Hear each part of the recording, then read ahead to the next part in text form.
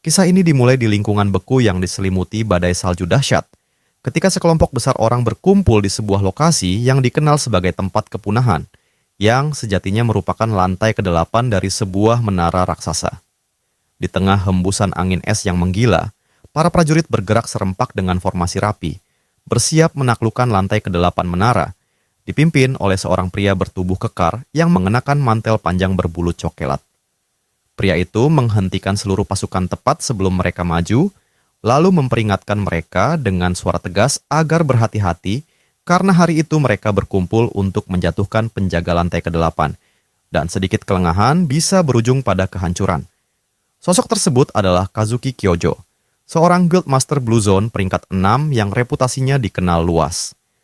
Kazuki Kyojo menegaskan bahwa meskipun ini adalah serangan gabungan, tidak satupun dari mereka boleh bersantai, karena jika lantai ke-8 gagal ditaklukkan, maka lantai ke-9 hanyalah mimpi kosong belaka.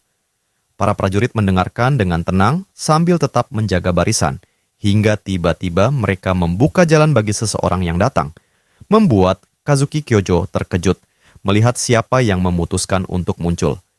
Yang datang adalah satu tim petualang lengkap, sebuah tim bernama Blue Eyes yang dipenuhi pria dan wanita misterius dengan seorang pemimpin bertopeng yang menutupi seluruh wajahnya dengan rapat. Sosok bertopeng itu diketahui sebagai Subaru Narukami, Guildmaster dari Blue Eyes. Melihat Subaru Narukami, Kazuki Kyojo tampak sangat senang, sementara Subaru Narukami meminta maaf karena terlambat. Meski Kazuki Kyojo sadar bahwa Subaru Narukami sebenarnya adalah orang pertama yang tiba dan aliansinya baru saja menunjukkan diri kali ini. Kazuki Kyojo kemudian mengumumkan kepada semua orang bahwa Subaru Narukami akan memimpin serangan, sementara anggota aliansi lainnya sebaiknya bersiap mengumpulkan sisa-sisa hasil pertempuran. Mendengar kata sisa, Subaru Narukami mengeluarkan sebuah benda dari dalam jubahnya dan menyerahkannya kepada Kazuki Kyojo, berupa sebuah liontin bercahaya merah yang berdenyut pelan.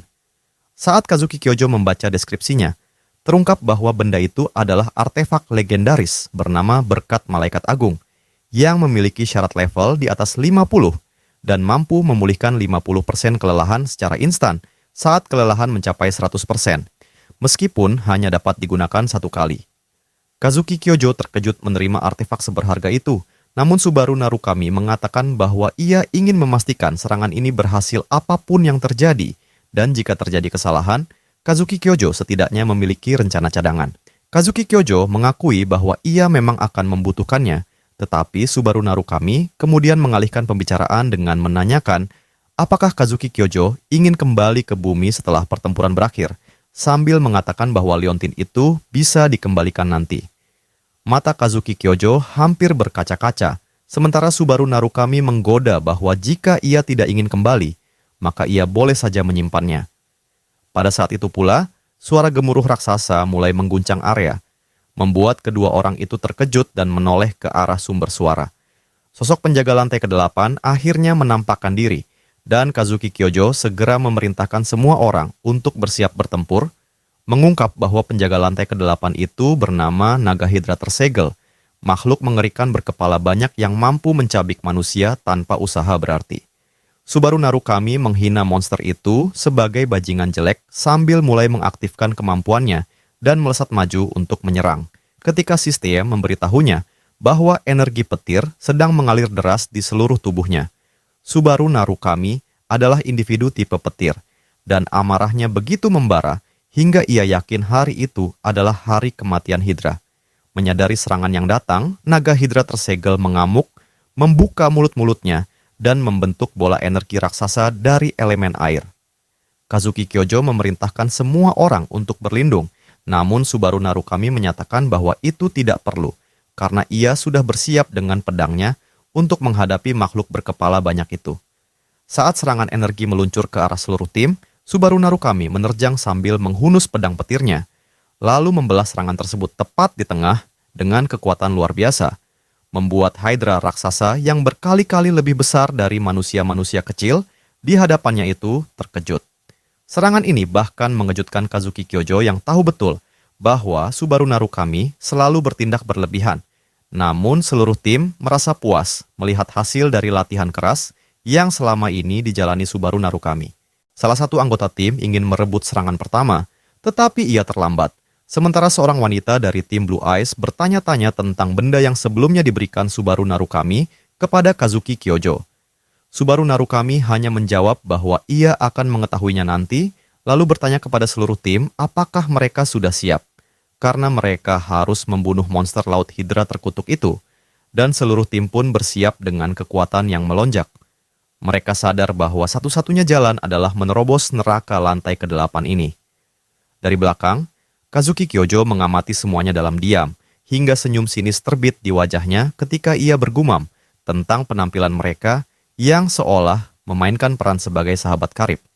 Sementara itu, Kapten pasukan melaporkan kepada Kazuki Kyojo bahwa seluruh prajurit telah menempati posisi sesuai rencana, membuat Kazuki Kyojo memuji pekerjaannya dan memberi isyarat agar mereka mulai bergerak. Asisten bertopeng Kazuki Kyojo segera merespons, mendoakan keberuntungan dan kemenangan dalam pertempuran. Lalu para pengikut Kazuki Kyojo bergerak dengan kecepatan mencurigakan, sementara seorang penyembuh yang memegang tongkat berdiri di garis depan melindunginya.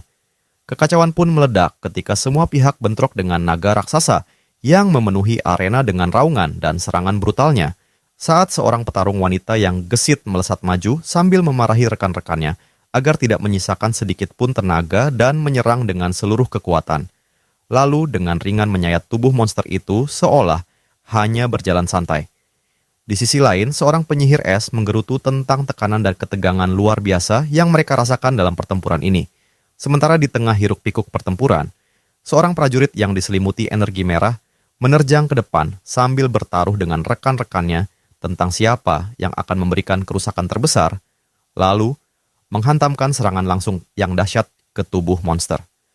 Toshiya segera menerima taruhan itu, menetapkan bahwa pihak yang kalah harus mentraktir makan malam, lalu melompat maju dengan pedangnya dan menebas tubuh naga dengan kecepatan mengerikan, hingga satu kepala naga terpenggal oleh tebasan tersebut sambil memperingatkan Shino bahwa kepala naga itu jatuh ke arahnya. Shino dengan tenang menenangkan Toshiya sambil menyiapkan mantranya, memintanya untuk tidak khawatir dan terus menyerang, lalu membentuk perisai sihir raksasa berwarna merah muda untuk menahan kepala naga itu, menyatakan dengan penuh keyakinan bahwa pertahanan adalah tugasnya. Pada saat penentuan itu, Kazuki Kyojo tiba-tiba muncul tepat di belakang Shino, membisikkan namanya dengan suara dingin sambil menanyakan apakah pertahanannya masih mampu menahan serangan ini juga, sebuah pertanyaan yang menghantam Shino dengan keterkejutan dan keterpanaan yang mendalam. Tanpa memberi waktu sedikit pun untuk bereaksi, Kazuki Kyojo langsung menusukkan pedangnya ke punggung Shino, menembus hingga ke dadanya, sambil dengan nada bosan mengomentari kepercayaan diri berlebihan mereka yang menurutnya selalu menjadi masalah utama sejak awal. Subaru Narukami berbalik dengan wajah pucat, memanggil nama Shino dengan suara gemetar karena tak sanggup mempercayai apa yang dilihat matanya sendiri. Sementara Shino ambruk ke tanah sebagai tubuh tak bernyawa yang terendam darahnya sendiri di kaki Kazuki Kyojo yang berdiri di atasnya dengan senyum mengerikan. Kazuki Kyojo yang berlumuran darah menatap Subaru Narukami dengan senyum gila, memanggilnya dan memperingatkan bahwa ini bukan saatnya untuk berpaling. Sementara Subaru Narukami terpaku, pikirannya dipenuhi kebingungan tentang alasan pengkhianatan Kazuki Kyojo. Tepat ketika sang naga kembali menyerangnya dan jeritan kesakitan menggema di udara. Dalam kekacauan itu, pikiran Subaru Narukami melayang kembali ke hari ketika pesan sistem aneh tiba-tiba muncul entah dari mana, mengumumkan bahwa menara telah memilih mereka, memerintahkan semua orang untuk memanjatnya dan bersiap menyongsong awal yang baru. Sebuah pesan pertama dari menara yang menjulang seperti raksasa di tengah angkasa, pesan yang hingga kini tak pernah benar-benar dipahami, apakah membawa bencana atau peluang tersembunyi. Namun perintah menara tak memberi ruang bagi penolakan, memaksa semua orang terus mendaki, melompat dari lantai ke lantai demi mencapai puncak yang belum pernah dilihat siapapun. Orang-orang dari berbagai dunia, termasuk bumi dan murim, memasuki menara dengan tujuan dan beban masing-masing, terus bergerak hari demi hari untuk bertahan hidup dan menyelesaikan misi mereka, meski kenyataannya jauh lebih kejam dari harapan. Kini Subaru Narukami berdiri sendirian di ladang berdarah yang dipenuhi mayat rekan-rekannya, sebuah pemandangan yang terasa seperti mimpi buruk yang menjadi nyata, ketika ia terengah-engah menatap sisa-sisa pertempuran yang baru saja berakhir. Hydra, naga yang selama ini dianggap mustahil untuk dibunuh, akhirnya tumbang, namun kemenangan itu terasa hampa. Dalam benaknya, Subaru Narukami memarahi rekan-rekannya dengan amarah dan duka yang bercampur, karena mereka mengabaikan perintahnya untuk mundur, dan jika saja mereka patuh, mungkin mereka masih hidup. Dengan tubuh kelelahan, Subaru Narukami jatuh berlutut di depan jasad naga itu, membisikkan kepada tubuh-tubuh tak bernyawa bahwa mereka bodoh karena mati tanpa izinnya. Tepat ketika peringatan sistem muncul di hadapannya, menyatakan bahwa ia telah diracuni dan tak lagi bisa pulih secara alami. Sementara tingkat kelelahan melonjak mendekati batas mematikan. Subaru Narukami merenung tentang apa yang akan terjadi jika ia entah bagaimana bisa kembali, terutama karena sistem dengan jelas menyatakan bahwa kelelahan yang mencapai 100 berarti kematian pasti. Dan dari sanalah amarah serta tekad menyala tajam di matanya. Pada saat itulah Kazuki Kyojo mendekatinya dengan ekspresi dingin, mengejeknya dengan sebutan penguasa petir, membuat Subaru Narukami menatapnya dengan keterkejutan dan menuntut penjelasan atas pengkhianatan itu dengan amarah yang meledak. Kazuki Kyojo melangkah lebih dekat dan mengatakan bahwa ia telah menunggu momen ini selama 10 tahun, menyatakan bahwa Subaru Narukami seharusnya menjadi orang yang paling memahami alasannya, lalu dengan senyum kejam mengakui bahwa ia sengaja menipu Subaru Narukami menggunakan anggota Guild Blue Eyes sebagai pengalih perhatian agar mereka tidak ikut campur. Kazuki Kyojo mengaku lantang bahwa semua yang pernah dilakukan Subaru Narukami untuknya justru berubah menjadi sumber luka emosional, dan bahwa ia akhirnya memilih dunia ini di atas persahabatan mereka. Setelah itu, Kazuki Kyojo mundur selangkah, berpura-pura menunjukkan penyesalan sambil menyatakan bahwa inilah akhirnya, lalu mengeluarkan artefak berkat malaikat agung dan mengejek Subaru Narukami dengan mengatakan bahwa ia tak lagi perlu mengembalikannya seperti yang mereka sepakati. Kazuki Kyojo memastikan bahwa Guild Blue Eyes akan lenyap sepenuhnya bersama kematian Subaru Narukami, lalu sebelum pergi, ia dengan dingin mengatakan agar Subaru Narukami tidak bersedih, karena sejarah tetap akan mengingatnya sebagai pahlawan, meskipun ia tak akan hidup untuk menyaksikannya.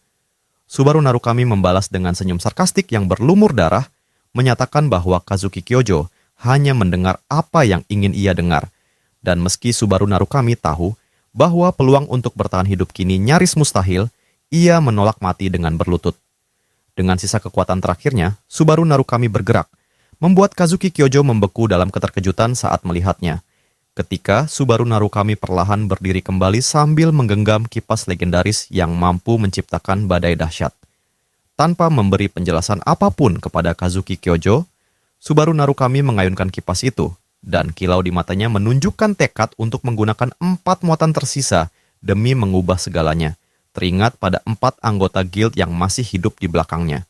Dengan satu ayunan dahsyat, Subaru Narukami menciptakan ledakan angin raksasa yang melemparkan mereka jauh dari medan pertempuran, sambil berteriak agar mereka melarikan diri dan bertahan hidup. Kazuki Kyojo akhirnya memahami rencana Subaru Narukami dan berteriak memerintahkan para prajuritnya untuk segera mengejar para penyintas, membuat para pejuang murim bergerak maju, namun Subaru Narukami berdiri menghadang mereka seperti dinding yang tak tergoyahkan. Di tangannya, Subaru Narukami membentuk bola petir berderak yang memaksa mereka berhenti dan menghadapinya, sementara tingkat kelelahan telah mencapai 95%, dan langit mulai bergemuruh, menandakan bahwa batas waktu kemampuan petir Subaru Narukami hampir habis.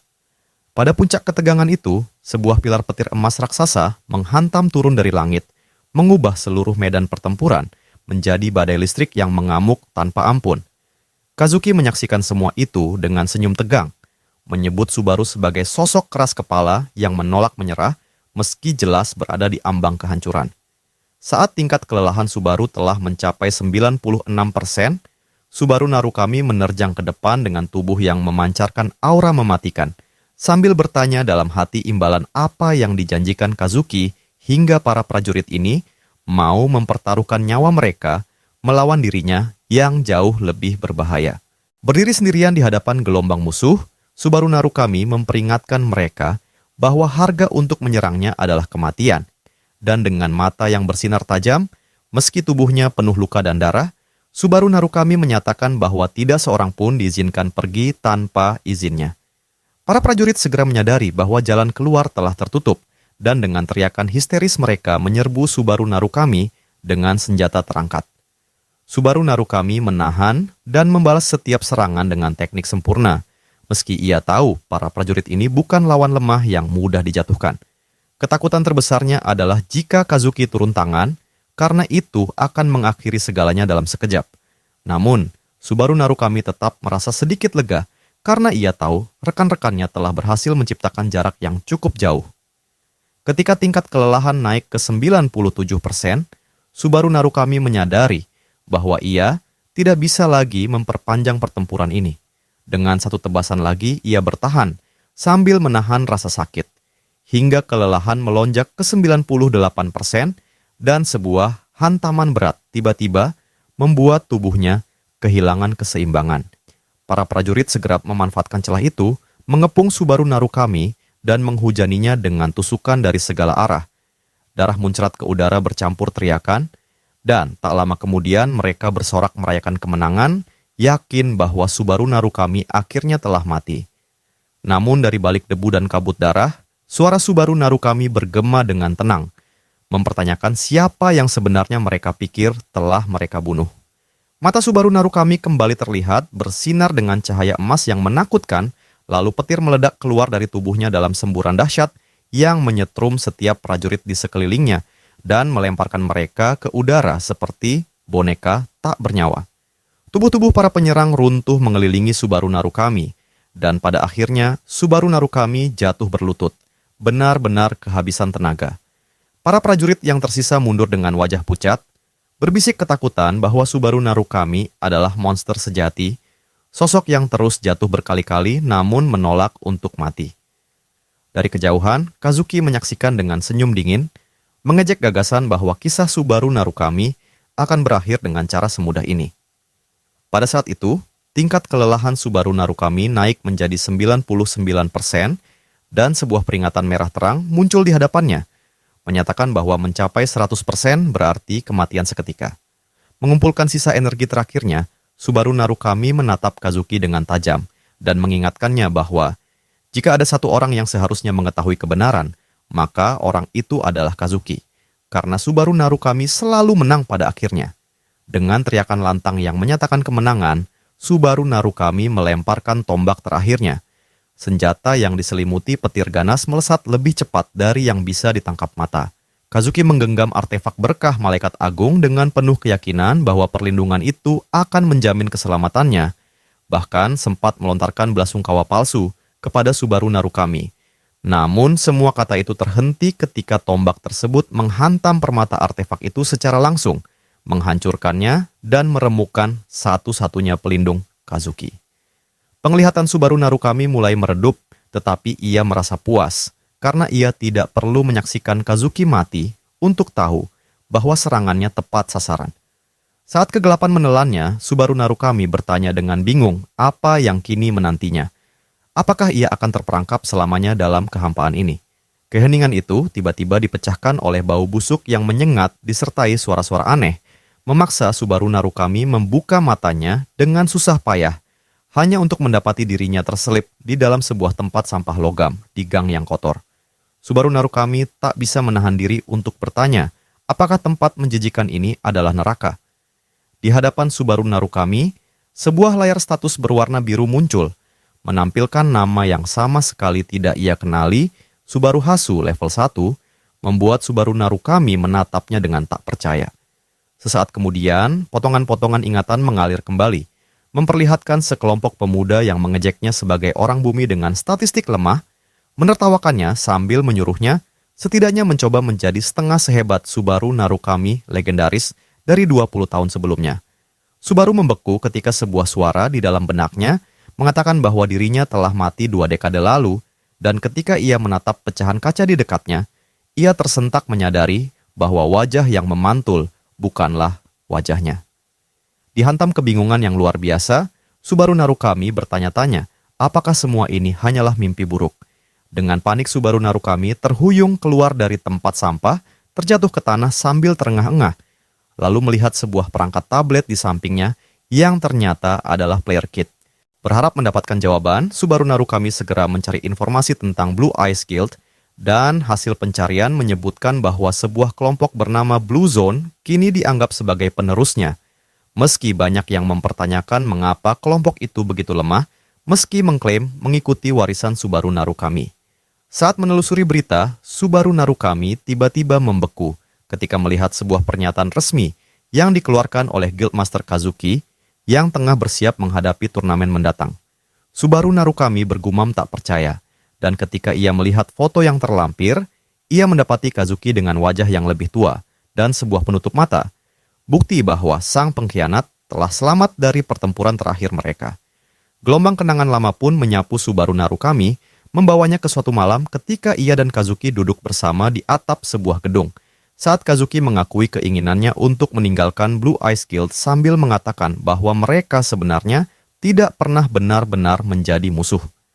Subaru Narukami kala itu terkejut oleh keputusan mendadak tersebut, terlebih ketika Kazuki meminta Subaru untuk menyampaikan hal itu kepada yang lain atas namanya, dan meski Subaru menganggap Kazuki sebagai sahabat dekat, Kazuki hanya berkata bahwa Subaru Narukami akan memahami alasannya suatu hari nanti. Kazuki bahkan berjanji akan tetap menjadi bayangan Subaru apapun yang terjadi. Ironi pahit itu kini terasa menyesakan, karena bertahun-tahun kemudian Kazuki justru mendirikan guildnya sendiri dengan nama yang dulu pernah mereka jadikan bahan candaan bersama. Kembali ke masa kini, Subaru tertawa getir menyadari kenyataan itu karena bayangan yang dimaksud Kazuki telah menamai guildnya Blue Zone. Dan setelah 20 tahun berlalu, Kazuki masih terjebak di lantai 9. Tidak pernah benar-benar melampaui bayangan Subaru Narukami sendiri. Dengan kata lain, Kazuki tidak pernah benar-benar mencapai apapun. Saat Subaru berjalan menyusuri jalanan sambil terus menggulir berita di tablet, langkahnya tiba-tiba terhenti ketika sebuah gambar bangunan raksasa muncul di layar. Subaru Narukami Memorial Hall. Pemandangan yang membuat Subaru tertegun dan segera bergegas menuju lokasi itu untuk memastikan dengan matanya sendiri. Bangunan tersebut jauh lebih megah dari bayangannya, berdiri besar dan mewah, dipenuhi kebanggaan yang terasa berlebihan. Dan ketika Subaru melangkah masuk ke dalamnya, ia langsung disambut oleh potret dirinya yang sangat besar di pusat aula. Subaru menatap lukisan itu dengan perasaan tak percaya bercampur getir, kebingungan mengapa kenangannya dipamerkan dengan cara seperti ini, sementara patung-patung dan foto-fotonya berjajar di sepanjang aula, ditemani tulisan-tulisan penuh pujian yang menyebutnya sebagai pahlawan, pemimpin Blue Eyes Guild, manusia yang paling mendekati puncak menara, serta inspirasi bagi generasi mendatang. Aula itu mengklaim akan mengabadikan warisannya dan warisan rekan-rekannya selamanya, hingga amarah Subaru mendidih ketika ia melihat rekaman upacara pembukaan yang menampilkan Kazuki. Dalam setelan formal dengan senyum hormat palsu, Kazuki menyatakan bahwa Subaru Narukami dan Blue Eyes Guild telah tiada, dan hanya Blue Zone yang meneruskan cita-cita luhur mereka.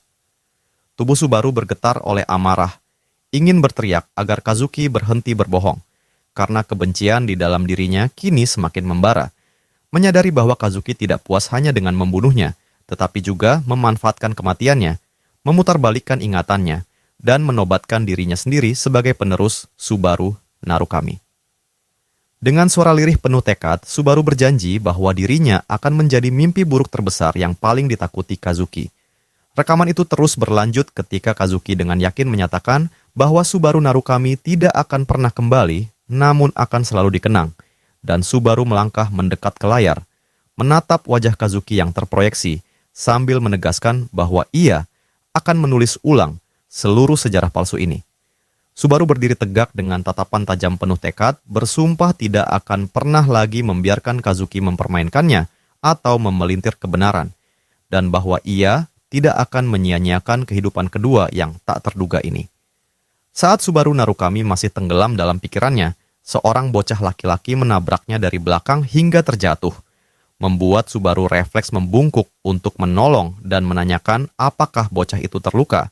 Namun ketika bocah tersebut mengangkat wajahnya, Subaru membeku karena anak itu mengenakan topeng lamanya.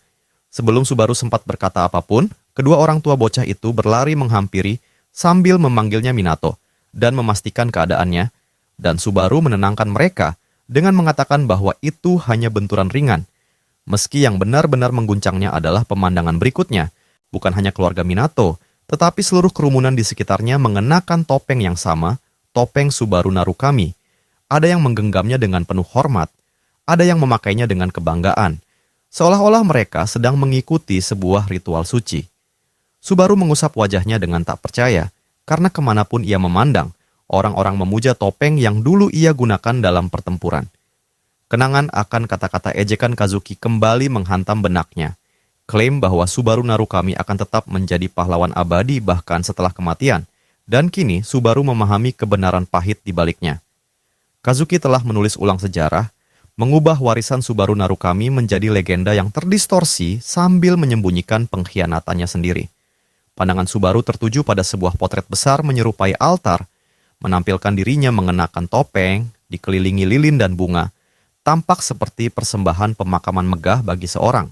Subaru mengertakkan gigi, menyadari bahwa seluruh upacara ini hanyalah sandiwara yang dirancang Kazuki untuk mencuri kejayaan Blue Eyes Guild dan mengklaimnya sebagai miliknya sendiri. Saat itulah Subaru melihat sesuatu yang janggal, cahaya biru samar yang memancar di antara bunga-bunga, dan tanpa ragu, Subaru menerobos kerumunan, mengabaikan keluhan dan teriakan kaget, mendorong ke depan hingga mencapai altar. Berlutut di sana, Subaru mengambil sebuah bunga biru terang yang berdenyut dengan energi lemah, dan dalam sekejap ia mengenalinya. Bunga itu milik Shigure Asagiri. Pada saat yang sama, di atap sebuah bangunan tinggi yang menghadap ke alun-alun, dua sosok mengamati peristiwa itu dari kejauhan, dengan Shigure menghela napas lega karena 1 tahun lagi berlalu tanpa masalah, sementara rekannya mencibir dan menegur betapa cerobohnya tindakan mereka. Rekan Shigure memperingatkan bahwa jika mereka terlambat sedikit saja, mereka bisa bertemu anggota Blue Zone, mempertanyakan alasan mereka, terus mengambil risiko, setiap tahun hanya untuk meninggalkan bunga. Namun, Shigure bersikeras bahwa hal itu perlu dilakukan untuk berjaga-jaga. Sambil memandang ke bawah ke arah alun-alun, Shigure berdoa dalam hati agar suatu hari Subaru Narukami melihat bunga-bunga yang selalu ia tinggalkan. Tetapi, rekannya menatapnya serius dan bertanya apakah ia benar-benar percaya Subaru Narukami masih hidup. Shigure menjawab bahwa ia tidak akan pernah menerima kematian Subaru Narukami karena tidak pernah melihat jasadnya. Dan rekannya membalas dengan dingin bahwa jika Subaru Narukami masih hidup, Kazuki pasti sudah menangkap mereka sejak lama, dan bahwa Subaru Narukami tidak mungkin menghilang selama 20 tahun tanpa menghubungi siapapun. Kembali ke bawah, Subaru bergegas meninggalkan memorial sambil menggenggam bunga bercahaya itu dengan jantung berdegup kencang karena kini ia yakin Shigure masih hidup. Adegan pun berpindah ke kamar kecil Subaru yang redup, tempat ia duduk di tepi ranjang sambil menggulir tablet dan menggerutu tentang betapa miskinnya pemilik asli tubuh ini. Pencariannya tidak menemukan apapun tentang Blue Eyes Guild, namun bunga di atas meja menjadi bukti yang lebih kuat daripada arsip manapun, menegaskan bahwa Shigure selamat dan telah bersembunyi selama 2 dekade. Subaru langsung menyimpulkan bahwa Kazuki pasti memaksa mereka hidup dalam persembunyian. Karena mengenal sifat Kazuki, ia yakin pengkhianat itu tidak akan membiarkan siapapun yang mengetahui kebenaran tetap bebas. Subaru teringat ledakan pada pertempuran terakhir mereka, bertanya-tanya apakah hanya Shigure yang selamat atau apakah angin dahsyat yang ia ciptakan saat itu telah menyelamatkan keempat orang rekannya. Namun menghubungi mereka sekarang mustahil, karena selama Kazuki masih mengendalikan segalanya, mencoba mendekat sama saja dengan kematian. Subaru menatap keluar jendela, mengakui betapa lemahnya dirinya saat ini, karena ia tidak bisa menghadapi Kazuki, tidak bisa melindungi siapapun, bahkan tidak bisa mengungkapkan identitasnya sendiri, dan satu-satunya jalan ke depan adalah mendapatkan kembali kekuatannya. Dengan ingatan Subaru Hasu sebagai penuntun, 2 hari berlalu saat Subaru mempersiapkan diri, hingga akhirnya pelatihan awal bagi pemain baru dimulai. Subaru berdiri dengan pedang di tangan, menatap bilahnya dengan mata penuh tekad, sambil meyakinkan dirinya sendiri bahwa bertahan hidup adalah yang utama. Karena selama mereka semua masih hidup, suatu hari nanti ia akan bertemu kembali dengan rekan-rekannya. Adegan berpindah ke arena ujian, sebuah aula raksasa yang dibangun menyerupai Koloseum Romawi, megah dan dingin. Tempat setiap harapan diuji tanpa ampun. Supervisor Huga berdiri mengamati para peserta dengan tatapan bosan bercampur jengkel, Menyaksikan seorang trainee yang baru saja mengalahkan seekor monster terengah-engah di lantai arena, tubuhnya gemetar kelelahan. Dengan suara dingin, Huga menilai bahwa trainee itu nyaris tidak berhasil, lalu menanyakan apakah ia berani mencoba level berikutnya. Sementara sebuah jendela sistem menjelaskan bahwa setiap tahap akan menambah satu goblin sekaligus meningkatkan hadiah. Peserta itu menjerit ketakutan dan langsung menolak, menganggap 3 goblin sebagai batas yang mustahil ditembus. Huga mengibaskan tangan dengan kesal dan memerintahkannya mundur, lalu menyapu pandangan ke seluruh arena sambil memikirkan Isaac von Reinhardt, satu-satunya peserta yang pernah mencapai tahap 20 dan setidaknya masih menunjukkan potensi. Sisanya hanya membuat Huga kecewa hingga ia bergumam bahwa kualitas trainee tak pernah serendah ini. Pada saat itulah, langkah kaki yang mantap terdengar mendekat dan Subaru melangkah maju ke tengah arena. Huga meliriknya sekilas dan bergumam tentang betapa beratnya nama Subaru jika dibandingkan dengan penampilan pemuda yang terlihat biasa saja itu, bahkan meragukan peluangnya untuk lulus. Subaru hanya mengangguk dengan tenang, tanpa sepatah kata pun, seolah keyakinannya tidak tergoyahkan.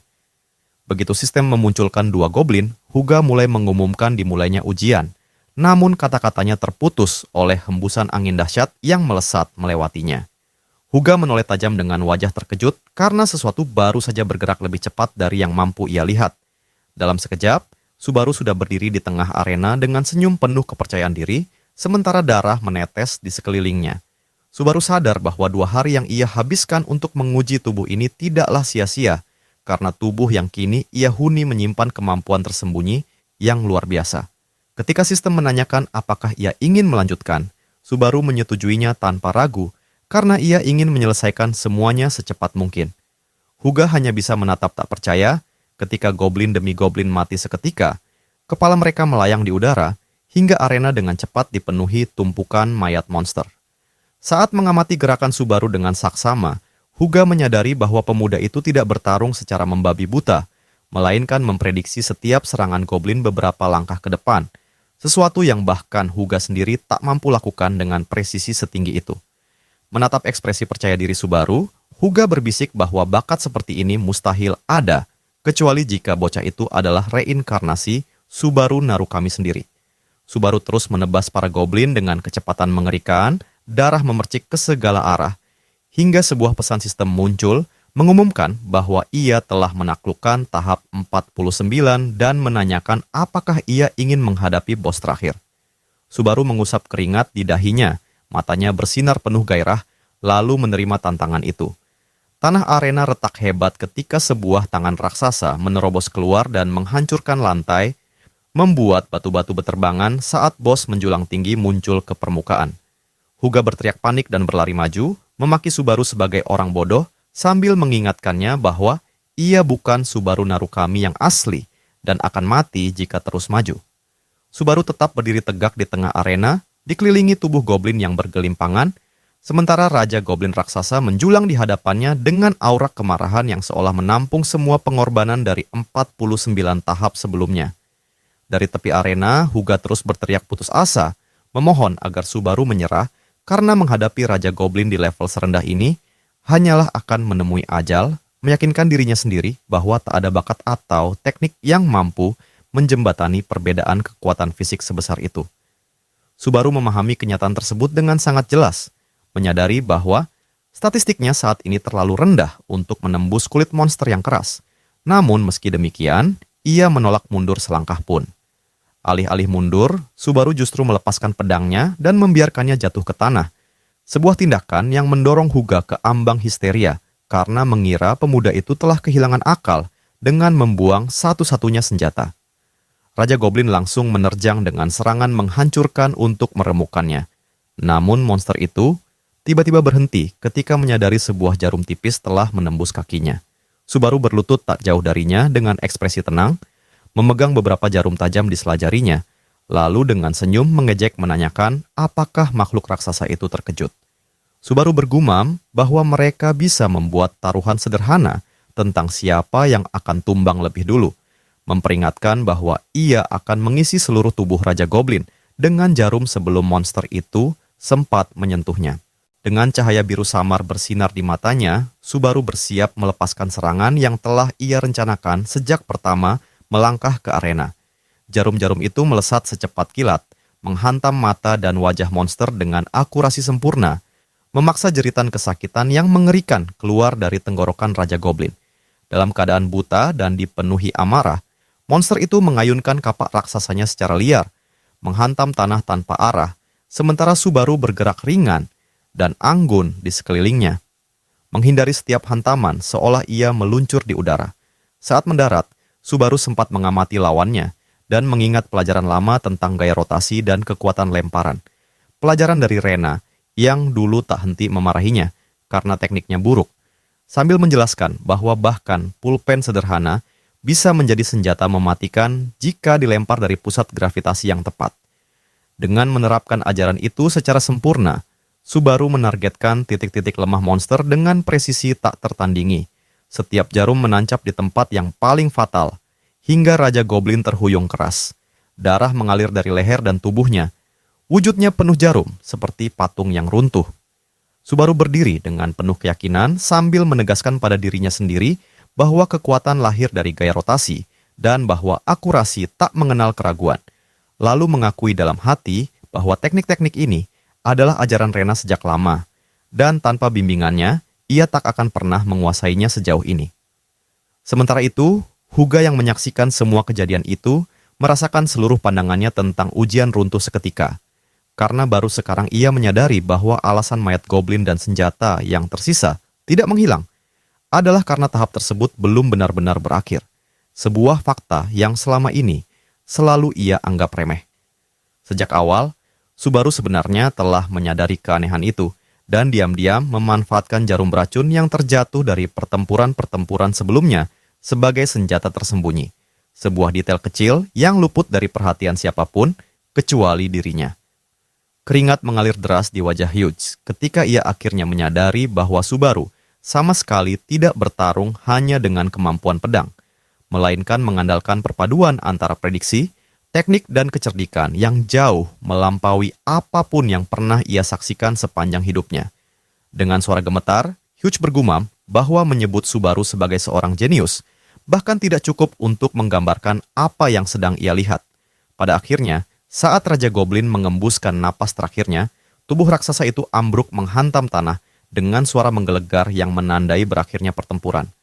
Subaru melangkah maju dengan tenang, mengambil kembali pedangnya, lalu berdiri di hadapan jasad monster itu sambil menyatakan bahwa ia tidak menyimpan dendam apapun sebelum menghabisinya sepenuhnya. Pesan sistem bermunculan satu demi satu, mengumumkan kekalahan bos dan keberhasilan menaklukkan tahap ke-50 dari program tutorial, sebuah pencapaian yang untuk pertama kalinya tercatat dalam sejarah. Subaru mengusap keringat di dahinya dan bergumam tak percaya tentang betapa kejamnya menempatkan monster sekelas itu dalam tutorial yang seharusnya diperuntukkan bagi pemula. Sementara notifikasi lain terus berdatangan, menunjukkan levelnya meningkat, kreditnya bertambah, dan sejumlah besar poin pencapaian masuk ke akunnya. Di antara semua pesan itu, perhatian Subaru tertuju pada satu notifikasi yang paling ia nantikan, terbukanya toko tutorial. Saat Subaru memeriksa total poinnya dan melihat angka 2425 terpampang jelas, ia terdiam sejenak, terkejut oleh jumlah yang jauh lebih besar daripada apapun yang pernah ia miliki di kehidupan sebelumnya. Menelusuri daftar toko, Subaru menyadari bahwa sebagian besar peralatan biasa hanya berharga antara 5 hingga 200 poin, membuatnya sadar bahwa ia memiliki kebebasan yang luar biasa untuk memilih. Pandangannya pertama kali tertuju pada sebuah pedang iblis asing dengan harga 1000 poin, sebuah senjata langka buatan pandai besi sihir yang gagal, yang meningkatkan daya tebasan dengan konsekuensi menggerogoti kesehatan dan jiwa penggunanya. Godaan itu terasa kuat, namun Subaru segera mengingat bahwa kemampuan petir miliknya sendiri sudah menguras vitalitas, sehingga menggabungkan keduanya akan sangat berbahaya. Ia lalu melirik pedang suci Miranda seharga 1400 poin, senjata yang dirancang untuk mengurangi kelelahan dan memperpanjang durasi pertempuran. Lebih aman, namun terasa kurang ideal. Subaru terombang-ambing di antara potensi kehancuran pedang iblis dan kestabilan pedang suci, hingga akhirnya ia menemukan sesuatu yang tak terduga jauh di bagian bawah daftar. Sebuah skill peringkat F bernama Wedge of Grit dengan harga 1.400 poin yang memiliki efek menekan dampak samping dari alat atau skill apapun yang digunakan pemain. Keringat kembali muncul di dahi Subaru karena takjub, karena ia belum pernah menemui skill seperti ini sebelumnya, dan potensi yang dimilikinya terasa luar biasa, mampu meniadakan kutukan pedang iblis, dan bahkan mungkin mengurangi beban kemampuan petirnya sendiri. Menyadari nilai sebenarnya dari skill tersebut, Subaru mengambil keputusan dengan cepat, memilih Wedge of Grit sekaligus pedang iblis tak dikenal.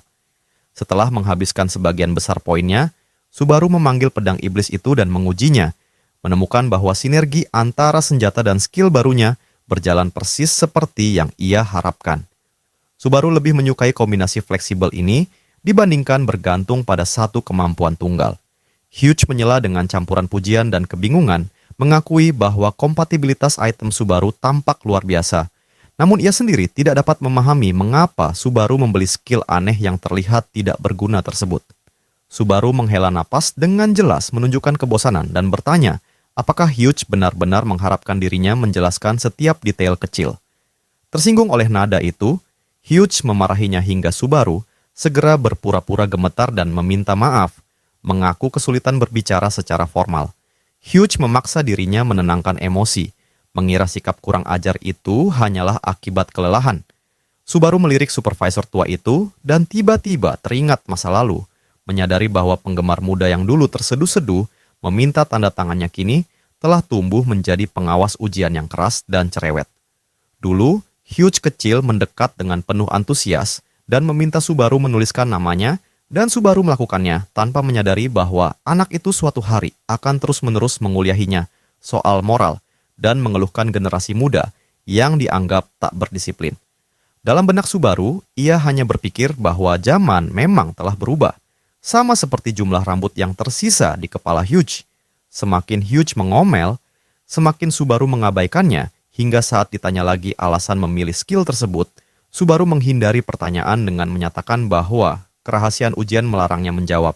Hughes berteriak marah dari belakang, mengancam akan mengajarinya sopan santun secara langsung, lalu berusaha memulihkan wibawa dengan mencoba merekrut Subaru ke dalam guild kesatria, hanya untuk terdiam kaget ketika Subaru menolaknya seketika tanpa ragu.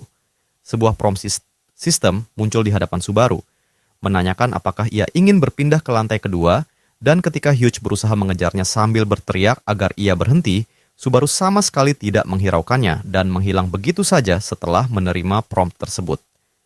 Tak lama kemudian, Subaru tiba di lantai kedua, kakinya menginjak kembali tanah yang terasa akrab, kota permulaan yang dipenuhi hiruk-pikuk kehidupan. Area itu ramai oleh teriakan para pedagang yang menawarkan barang-barang aneh, mulai dari kain laut dalam dari Runeterra hingga daging kering dan jubah sutramur. Menyusuri jalanan yang hidup itu, Subaru merasakan keyakinan akan kembalinya dirinya semakin menguat, menyadari bahwa ia telah diberi kesempatan langka, sebuah kesempatan kedua yang hampir tak pernah diberikan kepada siapapun. Dengan bayangan kenangan rekan-rekan lamanya yang dulu berkumpul di sekitar api unggun, Subaru membuat janji sunyi dalam hatinya untuk membalas dendam demi mereka dan demi nasib mengerikan yang pernah mereka hadapi bersama. Subaru berjalan menuju gedung pelatihan dengan tujuan menguji perlengkapan barunya, dan sejak awal Subaru langsung meminta sebuah ruangan pribadi kepada pegawai tua di meja penerima. Pegawai tua itu menatap Subaru dengan mata sayu dan bertanya dengan malas dari lantai mana Subaru datang. Lalu Subaru menjawab singkat bahwa ia baru saja naik, membuat pegawai itu langsung mengira Subaru hanyalah pemula lain yang baru pertama kali mengunjungi gedung tersebut. Pegawai itu menunjuk ke arah lorong dan menyarankan ruang nomor 1 yang menurutnya cocok dengan tingkat Subaru karena hanya berisi boneka jerami. Namun Subaru justru dengan tenang meminta ruang nomor 5, membuat pegawai tua itu menatapnya seolah mendengar sesuatu yang salah.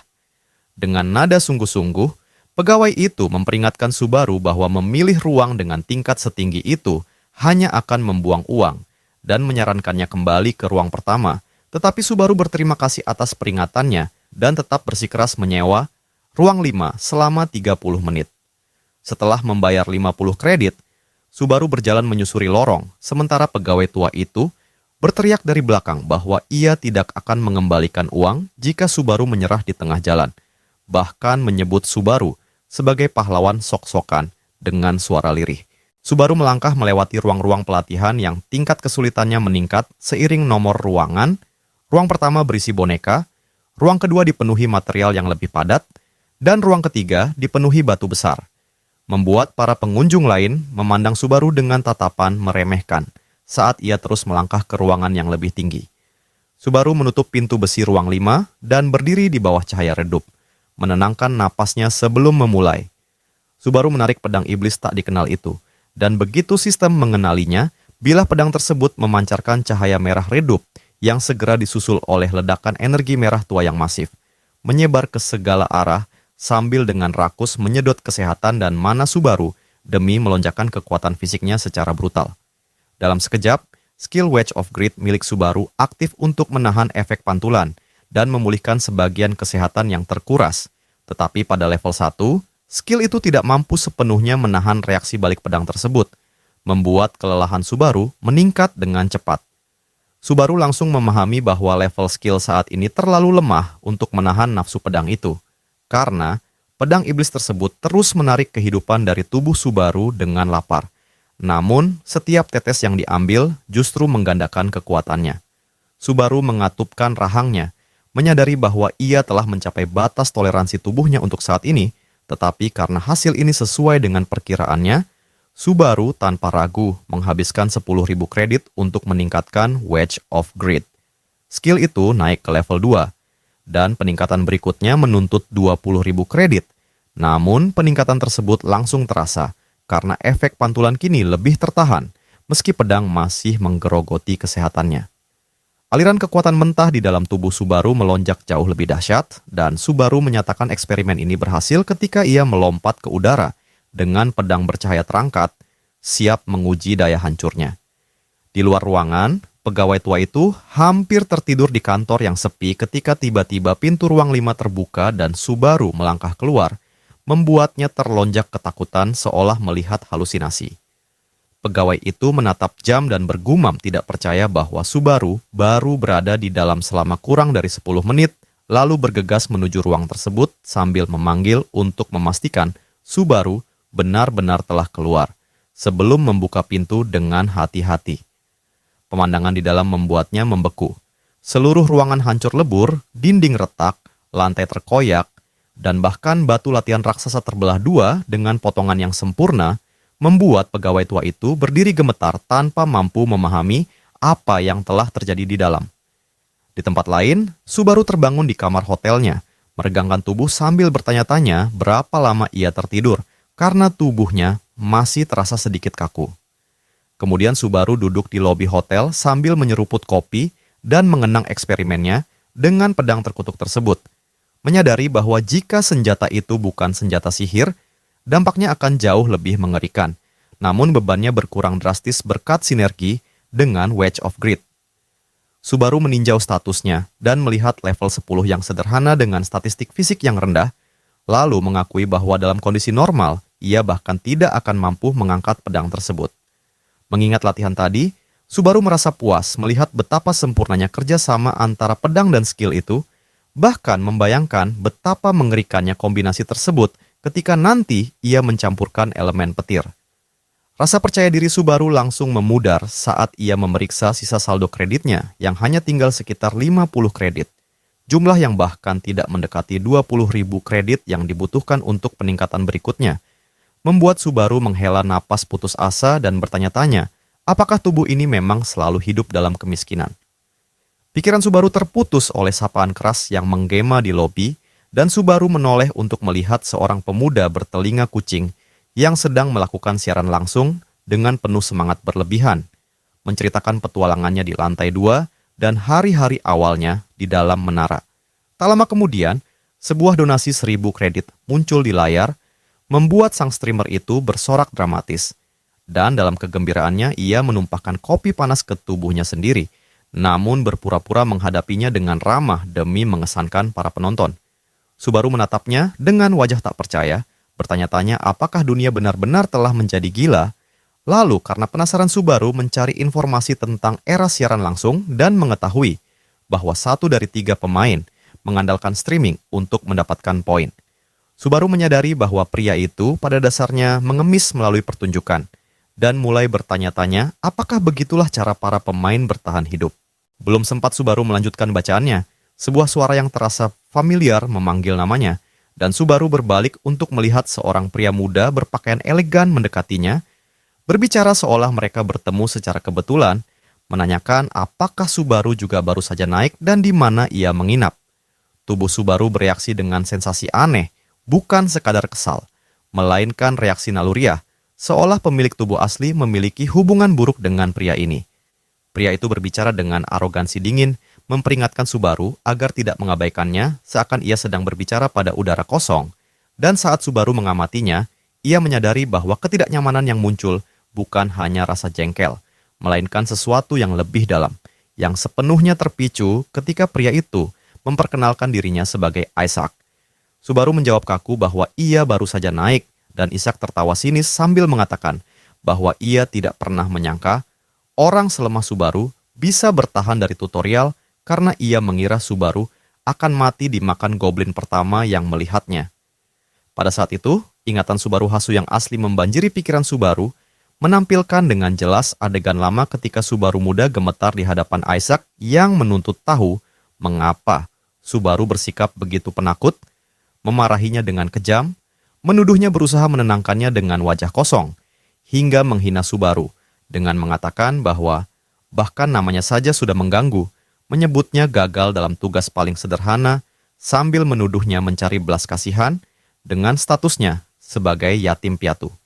Subaru melihat dirinya sendiri dalam ingatan itu sedang menangis terseduh-seduh, berusaha mati-matian menjelaskan bahwa kredit yang diberikan kepadanya memang tidak cukup. Namun Isaac sama sekali menolak mendengarkan. Isaac memukul Subaru dengan kasar hingga tubuhnya terhempas ke tanah, memerintahkannya untuk diam sambil menyebutnya sampah. Lalu dengan ejekan kejam mengatakan bahwa kotak tempat Subaru bersembunyi akan menjadi rumahnya mulai sekarang, dan mengancam akan memberinya nasib yang jauh lebih gelap jika ia berani keluar dari sana. Dari ingatan itu, Subaru akhirnya memahami dengan jelas mengapa pemilik tubuh sebelumnya memilih bersembunyi di dalam kontainer sampah. Kembali ke masa kini, Isaac dengan penuh kesombongan membual bahwa ia telah menaklukkan 20 tahap dan memecahkan rekor ayahnya sendiri. Bahkan menyebut bahwa pengawas Hughes pun mengaguminya. Lalu melanjutkan dengan pamer bahwa ia memperoleh skill peringkat B saat tutorial sebelum menuntut minuman. Subaru menanggapi dengan dingin bahwa ia akan pergi, sama sekali mengabaikan lanjutan kesombongan Isaac. Namun Isaac menghentikannya dengan nada memerintah dan menyuruh Subaru membelikan kopi murahan saat kembali. Subaru menghela napas bosan dan perubahan sikap sekecil itu langsung menarik perhatian Isaac yang menajamkan pandangannya dan bertanya sinis apa yang telah terjadi pada Subaru, bahkan mencurigai apakah jiwanya telah diganti. Subaru menjawab dengan ekspresi tenang bahwa ia tidak memiliki kredit untuk membeli apapun dan menyarankan Isaac mengambil kopinya sendiri. Lalu saat Subaru berbalik pergi, Isaac memerintahkannya untuk duduk dengan suara rendah yang mengancam. Subaru menolak, berpikir dalam hati bahwa ia tidak punya waktu untuk membalas penderitaan tubuh lama saat ini, namun memperingatkan Isaac agar tidak menghalanginya. Tetapi Isaac justru mencengkeram lengan Subaru dengan kuat dan mengingatkannya dengan nada gelap tentang konsekuensi yang menanti sampah pelarian. Subaru menatap Isaac dengan tajam dan menyarankannya untuk melepaskan pegangan itu demi kebaikannya sendiri, menyadari bahwa memicu perkelahian di tempat ramai hanya akan merugikannya, sehingga ia menahan diri. Tiba-tiba Isaac meledak dalam tawa berlebihan, mengklaim bahwa ia hanya bercanda untuk menakutinya seperti dulu, lalu melepaskan lengan Subaru sambil menyebutnya ikan kecil, pengecut yang tak pernah berubah. Terus mengejek bahwa ia bisa menebak dengan mudah betapa sulitnya Subaru melewati tutorial. Subaru hanya memandangnya dalam diam, sadar bahwa reaksi tubuh ini bukanlah emosi, melainkan naluri murni. Isaac melangkah lebih dekat dan dengan nada merendahkan bertanya, apakah Subaru benar-benar berniat melawannya, dengan berani mengingatkan kekuatan ayahnya dan menyebut bahwa ia bisa membuat Subaru menghilang tanpa seorang pun tahu, lalu pergi dengan tawa meremehkan sambil memanggil Subaru sebagai teman seolah itu lelucon. Subaru tetap berdiri di tempat, amarah mendidih perlahan saat ia mengulang kata teman dalam hatinya dengan sarkasme yang dalam. Narasi kemudian beralih menjelaskan sistem pertumbuhan menara yang memiliki dua jalur utama. Jalur pertama berupa ujian menara di dalam ruang virtual, tempat para pemain memperoleh pengalaman dan hadiah dengan risiko relatif aman. Karena kegagalan hanya berarti kehilangan progres dan kredit tanpa mempertaruhkan nyawa. Sedangkan jalur kedua adalah perburuan dunia nyata, di luar zona aman atau di dalam dungeon fisik, di mana pertumbuhan berlangsung jauh lebih cepat. Namun bahayanya mutlak karena kematian berarti kematian permanen dengan monster yang akan melahap pemain tanpa belas kasihan. Alasan mengapa sebagian besar orang menghindari perburuan nyata meskipun manfaatnya luar biasa. Di pintu masuk sarang orc yang remang, dinding gelap seolah bernapas bersama jeritan makhluk tak terlihat. Subaru duduk kelelahan di samping bangkai monster besar yang baru saja ia bunuh. Mengakui pada dirinya sendiri dengan senyum letih bahwa keselamatan selalu berjalan lambat, sementara bahaya menawarkan kecepatan. Subaru mengeluarkan tabletnya untuk memeriksa berita dan terkejut saat menemukan siaran langsung seseorang yang menyamar sebagai dirinya, mengenakan topeng yang identik dengan topeng lama Subaru dan menyapa lebih dari 80.000 penonton sambil mengumumkan tantangan lantai 3, membuat Subaru muak melihat betapa banyak peniru yang mengeksploitasi nama dan citranya. Tiba-tiba, sebuah misi muncul di layar bertuliskan Narukami Subaru adalah orang bodoh dengan hadiah 20.000 kredit. Dan si penipu menerimanya dengan rasa syukur yang tidak pantas serta kegembiraan berlebihan. Disusul misi-misi yang lebih absurd namun menguntungkan seperti dompet kesepian dan idola kebotakan dengan hadiah mencengangkan. Subaru menatap layar dengan tak percaya, membandingkan penghasilan mudah sang peniru dengan keadaannya sendiri yang harus mempertaruhkan nyawa melawan monster demi kredit, lalu kembali menatap saldo menyedihkan 50 kredit yang tersisa. Subaru menghela napas dan menyimpan tablet itu, menerima kenyataan bahwa ia tidak punya pilihan selain terus bertarung, lalu menyeka darah dari pedangnya dan bersiap menghadapi pertempuran berikutnya. Saat Subaru menatap gelombang Ors yang mengamuk, bos area, General Orc, muncul dengan aura menyesakkan, dan Subaru berdiri dengan percaya diri di hadapan monster dan para pengawalnya, menyatakan bahwa mereka memang tidak memiliki jarum beracun hari ini, tetapi ia memiliki sesuatu yang jauh lebih baik.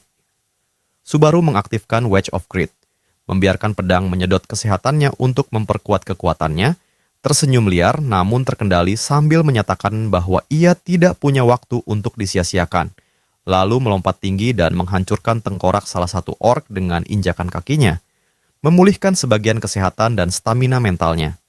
Subaru melesat maju dengan kecepatan mengerikan, membelah musuh-musuhnya, lalu melompat ke atas sang jenderal dan menjatuhkan satu tebasan penentu yang mengakhiri sang bos, hingga notifikasi penyelesaian dungeon muncul dan Subaru berdiri di tengah sarang yang hancur sebagai pemenang. Di waktu berikutnya, Subaru mengeluarkan topeng lamanya dan menatapnya dengan ekspresi serius, menyadari sepenuhnya bahwa ia harus mengenakannya kembali. Subaru berdiri di depan cermin, memasang topeng itu ke wajahnya, dan pada saat itu, ia benar-benar memahami bagaimana para streamer menghasilkan uang. Subaru memutuskan bahwa jika ia akan melakukan ini, maka ia akan melakukannya dengan sungguh-sungguh dan mengerahkan seluruh kemampuannya tanpa setengah hati.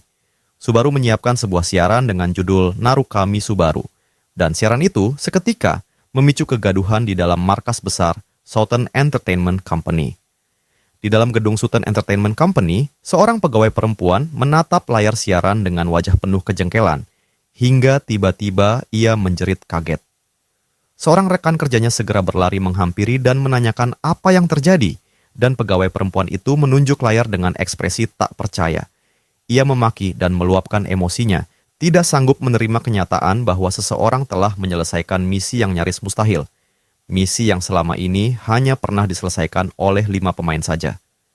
Rekan kerjanya berusaha menenangkannya, mengingatkan bahwa ucapan kotor akan memicu denda sesuai aturan penyensoran mandiri, lalu menanyakan siapa sebenarnya orang tersebut. Pegawai perempuan itu menjawab bahwa nama yang tertera adalah Subakichi, yang langsung dianggap oleh rekannya sebagai peniru lain atau campuran baru dari para imitator. Pegawai perempuan itu menjelaskan bahwa sejak Subaru yang asli menghilang begitu lama, maka tiruan terkuatlah yang secara alami dianggap paling mendekati keaslian. Di ruangan lain dalam Southern Entertainment Company, Hatsuka duduk di kantornya sambil mengeluh lelah tentang banyaknya peniru yang berpura-pura menjadi Subaru Narukami. Rekan Hatsuka bertanya dengan nada heran apakah dunia streaming telah kehilangan nilainya. Hatsuka segera membantah, menegaskan bahwa industri ini adalah sumber penghidupan mereka, meskipun kebanyakan pemain menganggap usaha memanjat menara jauh lebih membosankan dibandingkan hanya menonton siaran. Ketika ditanya mengapa Hatsuka sendiri berhenti mendaki menara dan memilih pekerjaan ini, Hatsuka menjawab singkat bahwa ia sudah bosan. Rekannya menggoda Hatsuka, dan Hatsuka memarahinya dengan emosi, mengingatkan bahwa rekannya itu juga berhenti mendaki menara. Dan jika ia punya waktu, ia lebih memilih mencari bakat sungguhan daripada mengurusi hal-hal tidak masuk akal seperti ini. Rekannya mengakui dengan tenang bahwa ia memang tidak memiliki kemampuan untuk melanjutkan. Hatsuka terus mengomel, menyebut bahwa rekannya itu hanya memasuki menara dengan harapan bisa bertemu Subaru Narukami dan kehilangan seluruh motivasi begitu idolanya menghilang. Tiba-tiba, Hatsuka terengah dan kembali menunjuk ke layar.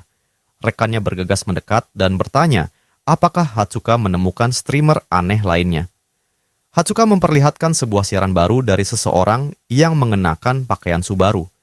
Rekannya mencemooh, menyebutnya buruk dan konyol, mempertanyakan mengapa Hatsuka menonton siaran lantai 2 yang tak berarti dengan jumlah penonton 0, dan mengatakan bahwa hal itu menghina pekerjaannya sebagai pencari bakat. Namun Hatsuka menatap layar dengan intens, bergumam bahwa setiap kali ia melihat seseorang mengenakan topeng itu, ia tak pernah bisa menahan perasaan harapan yang aneh.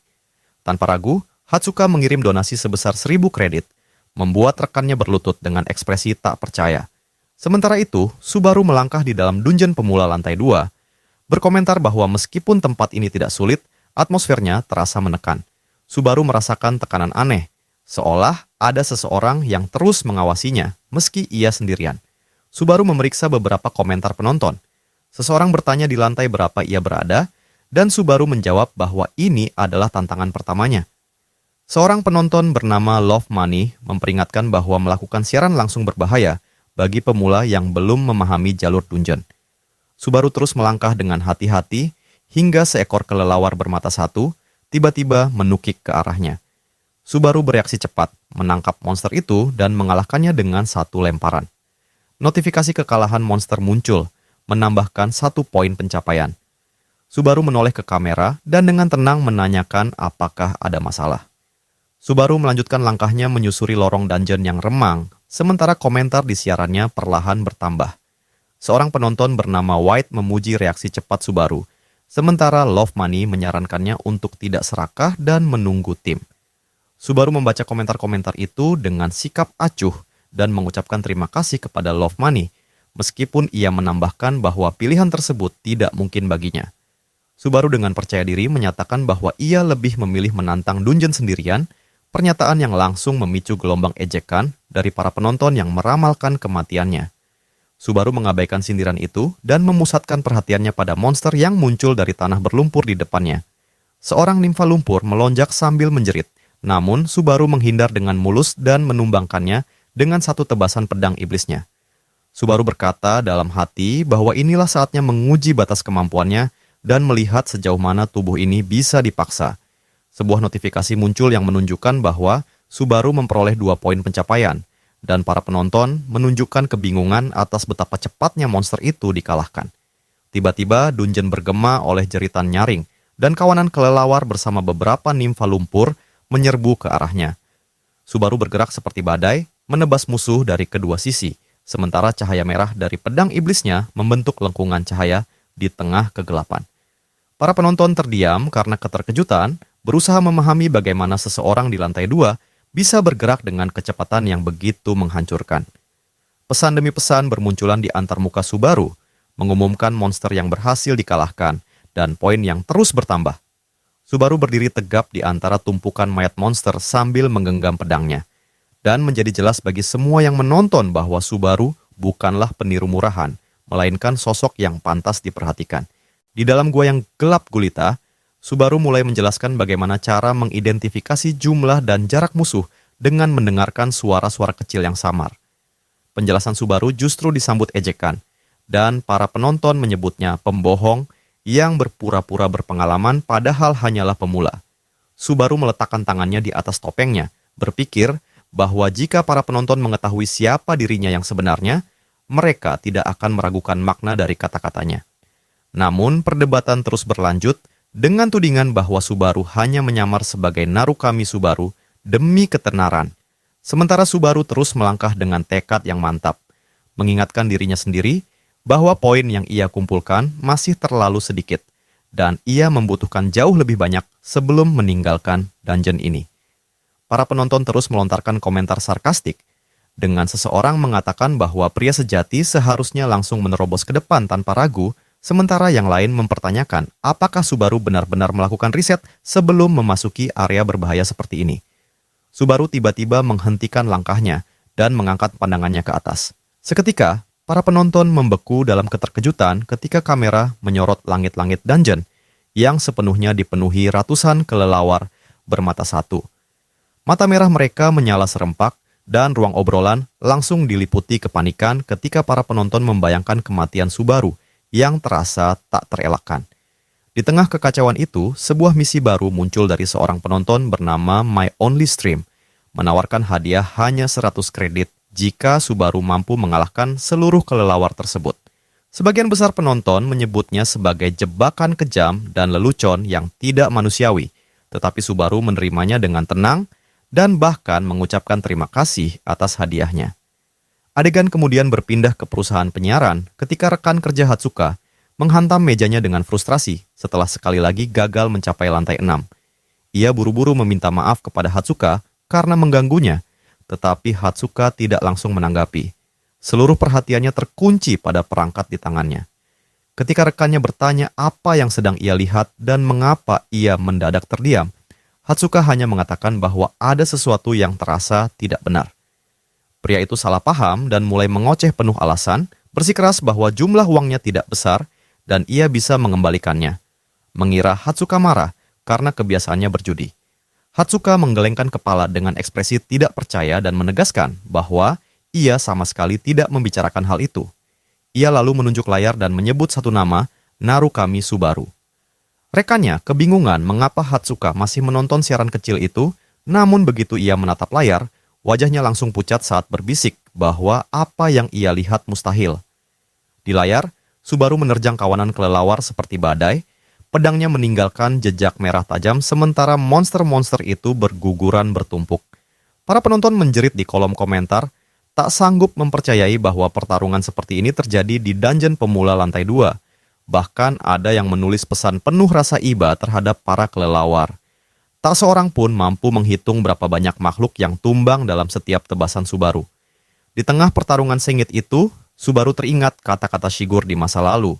Ketika Shigur mengatakan bahwa Subaru luar biasa karena bahkan saat ia mengubah arah pedangnya di tengah ayunan, napas dan pandangannya sama sekali tidak goyah. Shigur pernah menjelaskan bahwa meskipun terlihat seolah Subaru menebas musuh dengan satu serangan, kenyataannya ia telah memprediksi aliran gerak lawan dan menyiapkan serangan balasan sejak awal. Subaru mengingat dirinya pernah menjawab bahwa ia tidak memikirkan apapun secara khusus saat bertarung.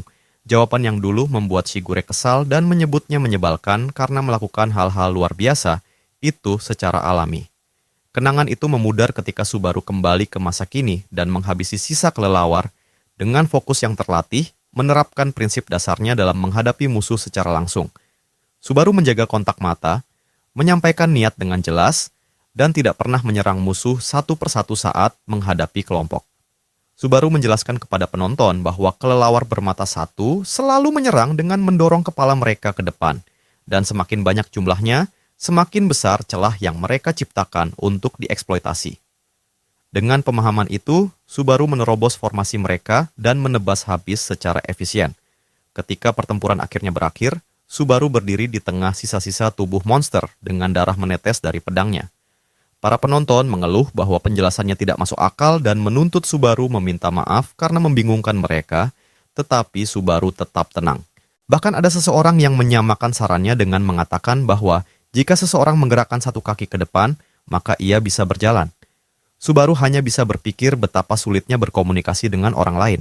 Love Money mengingatkan Subaru agar tidak lupa menerima hadiah tantangan, dan Subaru baru menyadari bahwa ia benar-benar melupakannya. Subaru mulai mengetuk layar dengan ragu-ragu, membuat para penonton bertanya-tanya apakah siaran itu membeku. Subaru menatap antarmuka dengan kebingungan, mencoba memahami cara mengambil hadiah tersebut, hingga kolom komentar meledak oleh tawa karena ketidakpahamannya terhadap hal teknis. Akhirnya, dengan panduan dari Love Money, Subaru menekan tombol yang benar dan menerima 100 kredit itu. Subaru mengucapkan terima kasih dengan tulus dan mengumumkan bahwa tantangan berikutnya akan menjadi yang terakhir. Saat Subaru melangkah maju dengan penuh keyakinan, saldo kreditnya mencapai 150 dan poin pencapaiannya meningkat menjadi 118. Di kantor penyiaran, Hatsuka tiba-tiba menjerit begitu keras hingga rekannya terkejut dan bertanya mengapa ia berteriak. Hatsuka menunjuk layar dengan ekspresi tak percaya dan bertanya apakah ia pernah melihat sesuatu seperti ini sebelumnya. Rekannya mencoba menenangkan Hatsuka, mengingatkan bahwa itu hanyalah siaran lantai 2, tetapi Hatsuka justru semakin emosional dan bersikeras bahwa reaksinya memiliki alasan yang nyata. Pria itu meminta maaf dengan gugup, tidak ingin memancing kemarahannya lebih jauh. Hatsuka dengan penuh semangat mulai membayangkan bahwa orang ini mungkin benar-benar Subaru Narukami yang kembali dari bumi, berbicara tentang takdir dan kemungkinan reinkarnasi, seperti yang pernah ia baca dalam novel. Rekannya memandang Hatsuka dengan khawatir, merasa bahwa ia selalu kehilangan akal sehat setiap kali sesuatu melibatkan Subaru. Hatsuka merasa pusing karena kegembiraan dan meminta Seigen mencubitnya untuk memastikan ia tidak sedang bermimpi, tetapi ia menolak. Ketika ditanya apakah Hatsuka benar-benar berniat merekrut orang ini, Hatsuka menjawab dengan antusias bahwa meskipun ia bukan Subaru yang asli, kemampuannya sebagai streamer solo sungguh luar biasa, dan ia berniat mengejarnya. Shigen mencoba mencegahnya, memperingatkan bahwa atasan mereka akan murka jika mengetahui hal ini. Tetapi Hatsuka menegaskan bahwa karena ia berjudi sebelumnya, ia tidak punya hak untuk bersikap serius sekarang. Hatsuka mengabaikannya sepenuhnya, membuka siaran Subaru dengan tekad bulat dan menyatakan bahwa ia yakin dirinya benar, serta memintanya untuk diam dan menonton saja. Sementara itu Subaru mencapai ujung dungeon ketika sebuah gerbang besar menjulang di hadapannya, dan saat Subaru melangkah melewatinya, ia langsung berhadapan dengan sosok mirip serigala raksasa yang duduk tenang dengan wibawa menekan, di mana Wolf Warrior bernama Greg menatap Subaru dengan tekanan megah, yang bahkan dapat dirasakan para penonton melalui layar siaran. Salah satu penonton menuliskan bahwa ia sendiri telah gagal 8 kali melawan Greg. Lalu sebuah misi baru muncul yang memerintahkan Subaru untuk mendapatkan pengakuan dari Wolf Warrior agar dapat melanjutkan perjalanan. Subaru menjelaskan kepada para penonton bahwa Greg bukanlah monster yang harus diburu, melainkan seorang penjaga yang bertugas menguji kelayakan seorang pemain. Namun, secara tak terduga, misi lain muncul dari pengguna bernama Save Origin yang menawarkan 3.000 kredit jika Subaru mengalahkan Greg. Subaru terkejut melihat jumlah itu, dan para penonton langsung bereaksi dengan keterkejutan dan kecaman, menyebut sang donatur kejam karena meminta hal yang mustahil dan yakin Subaru tidak akan pernah mempertimbangkan untuk melawan Greg. Wolf Warrior Greg, penjaga lantai kedua, berdiri tegak di hadapan Subaru ketika sistem menampilkan pesan bahwa Subaru harus mendapatkan pengakuannya. Lalu Greg mengamatinya dengan mata tajam dan bertanya dengan suara berat, apakah Subaru datang sendirian? Yang dijawab Subaru dengan tenang, membuat Greg melangkah mendekat penuh kecurigaan, hingga Subaru menambahkan bahwa siapapun bisa mengetahuinya hanya dengan melihat. Greg mengendus tubuh Subaru dan mengatakan bahwa Subaru membawa aroma seorang pejuang besar, membuat para penonton bingung dan langsung mengejek karena penilaian itu dianggap bertentangan dengan penampilan Subaru. Sementara, Subaru menjelaskan dalam hati bahwa bangsa serigala milik Greg memiliki indera khusus untuk merasakan esensi seseorang, bukan sekadar bau fisik. Greg akhirnya mengonfirmasi bahwa Subaru memiliki kualitas yang dibutuhkan untuk lolos, mengakhiri ujian, dan mengizinkannya lewat. Mengejutkan para penonton yang mengira hasilnya akan sangat berbeda. Namun Subaru justru tidak bergerak menuju gerbang dan bergumam bahwa hal seperti ini tidak pernah terjadi dalam kehidupan sebelumnya, serta menyayangkan hal itu karena target sejatinya justru adalah sang serigala itu sendiri. Wolf Warrior Greg terdiam sejenak lalu bertanya, apakah Subaru bermaksud melawannya alih-alih melangkah ke gerbang? Dan Subaru mengonfirmasi tanpa ragu dengan mata yang berkilat samar di balik topeng, sambil menjelaskan bahwa seseorang telah memintanya untuk membunuh sang penjaga, membuat Greg memperlihatkan taringnya sambil tertawa puas dan mengatakan bahwa Subaru benar-benar memiliki jiwa seorang pejuang seperti yang ia duga. Di markas Southern Entertainment, manajer departemen bernama John Till mengetik keras di keyboard sambil meninjau laporan, lalu dengan tajam menanyakan jumlah penonton siaran tersebut, di mana Seigen menjawab gugup bahwa jumlahnya sekitar 20, tetapi Hatsuka segera membetulkannya dengan nada datar bahwa angka itu sudah melampaui 30, sambil dalam hati menyebut Seigen sebagai orang bodoh. John Till memelototi mereka dengan curiga dan menuduh keduanya membuang waktu dengan menonton streaming dan berjudi alih-alih mencari talenta seperti yang ditugaskan. Namun Hatsuka nyaris tidak mendengarkannya dan terus menatap layar sambil bergumam bahwa jumlahnya telah mencapai 30, yang justru membuat John Till semakin kesal, hingga ia bertanya dengan nada menyindir apakah Hatsuka ingin menjadi streamer juga. Tetapi sebelum omelannya selesai, Hatsuka tiba-tiba berteriak bahwa jumlah penonton telah melewati 40, memotong seluruh kemarahannya, sementara ia masih berteriak meminta perhatian di belakangnya. Kembali ke dalam dungeon, Subaru berdiri menghadapi Wolf Warrior Greg ketika sang binatang menggeram dan bersiap mencabik tubuhnya, sementara Subaru menggenggam erat pedang iblis dan memaksa dirinya untuk hanya berfokus pada pertempuran, meski senjata itu mulai menguras kesehatan dan sihirnya demi meningkatkan kekuatan. Kekuatan tubuh Subaru naik sebanding dengan energi yang dikonsumsi, dan ia berusaha menstabilkan napasnya saat skill Wedge of Grit bekerja meredam hentakan balik pedang, sambil mengingatkan dirinya untuk bertarung seperti biasanya, meski ini adalah pertama kalinya ia melakukannya dalam tubuh baru. Greg menerjang dengan cakar yang mampu merobek batu dan udara sekaligus, dan benturan antara baja dan tulang memercikan api saat Subaru menangkis, lalu sang serigala melancarkan serangan cepat bertubi-tubi dari segala arah yang hanya bisa dipatahkan atau dihindari Subaru dengan susah payah. Subaru segera menyadari bahwa menandingi Greg secara fisik adalah hal mustahil, sehingga ia membutuhkan cara lain, sementara Greg terus menekan sambil memuji ketahanan Subaru dan dengan yakin menyatakan bahwa Subaru tidak memiliki peluang menang. Kolom komentar dipenuhi prediksi kekalahan Subaru, menyebut gaya bertarungnya terlalu defensif, dan kekuatan Greg terlalu luar biasa. Bahkan ada yang menyarankan Subaru kembali lain kali setelah lebih banyak percobaan dan menyalahkan pemberi misi karena menetapkan tugas yang mustahil.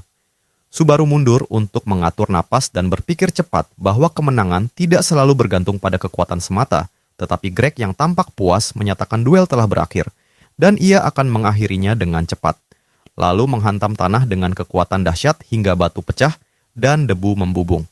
Namun, Subaru tiba-tiba menerobos keluar dari kabut debu dan menyerang balik, mengatakan bahwa itu seharusnya menjadi ucapannya sendiri, sambil menunjukkan bahwa pola serangan Greg mudah ditebak dan terlalu satu arah, membuat Greg terkejut ketika Subaru menghindari gigitan dan sabetan cakar berikutnya dengan kelincahan tajam dan menyatakan bahwa menghindari gerakan seperti itu adalah hal yang mudah.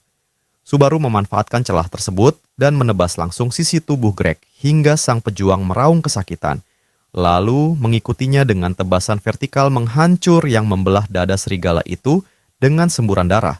Sementara, Subaru berdiri di hadapannya dengan sikap dingin dan stabil saat Greg mengakui kekuatannya dan menyebut Subaru sebagai pejuang hebat sebelum menghembuskan napas terakhir. Subaru tetap berdiri di antara batu-batu yang berlumuran darah ketika sistem memproyeksikan pesan kemenangan atas kalahnya Wolf Warrior Greg.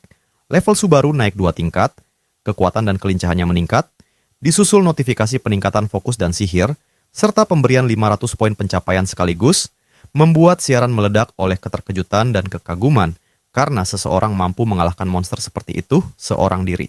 Subaru berusaha mengatur napasnya dan berbisik pelan mengakui kemenangannya, sementara jumlah penonton melonjak menjadi 56, dan para penonton memuji keberanian penonton gila yang berani mengajukan misi yang dianggap mustahil itu.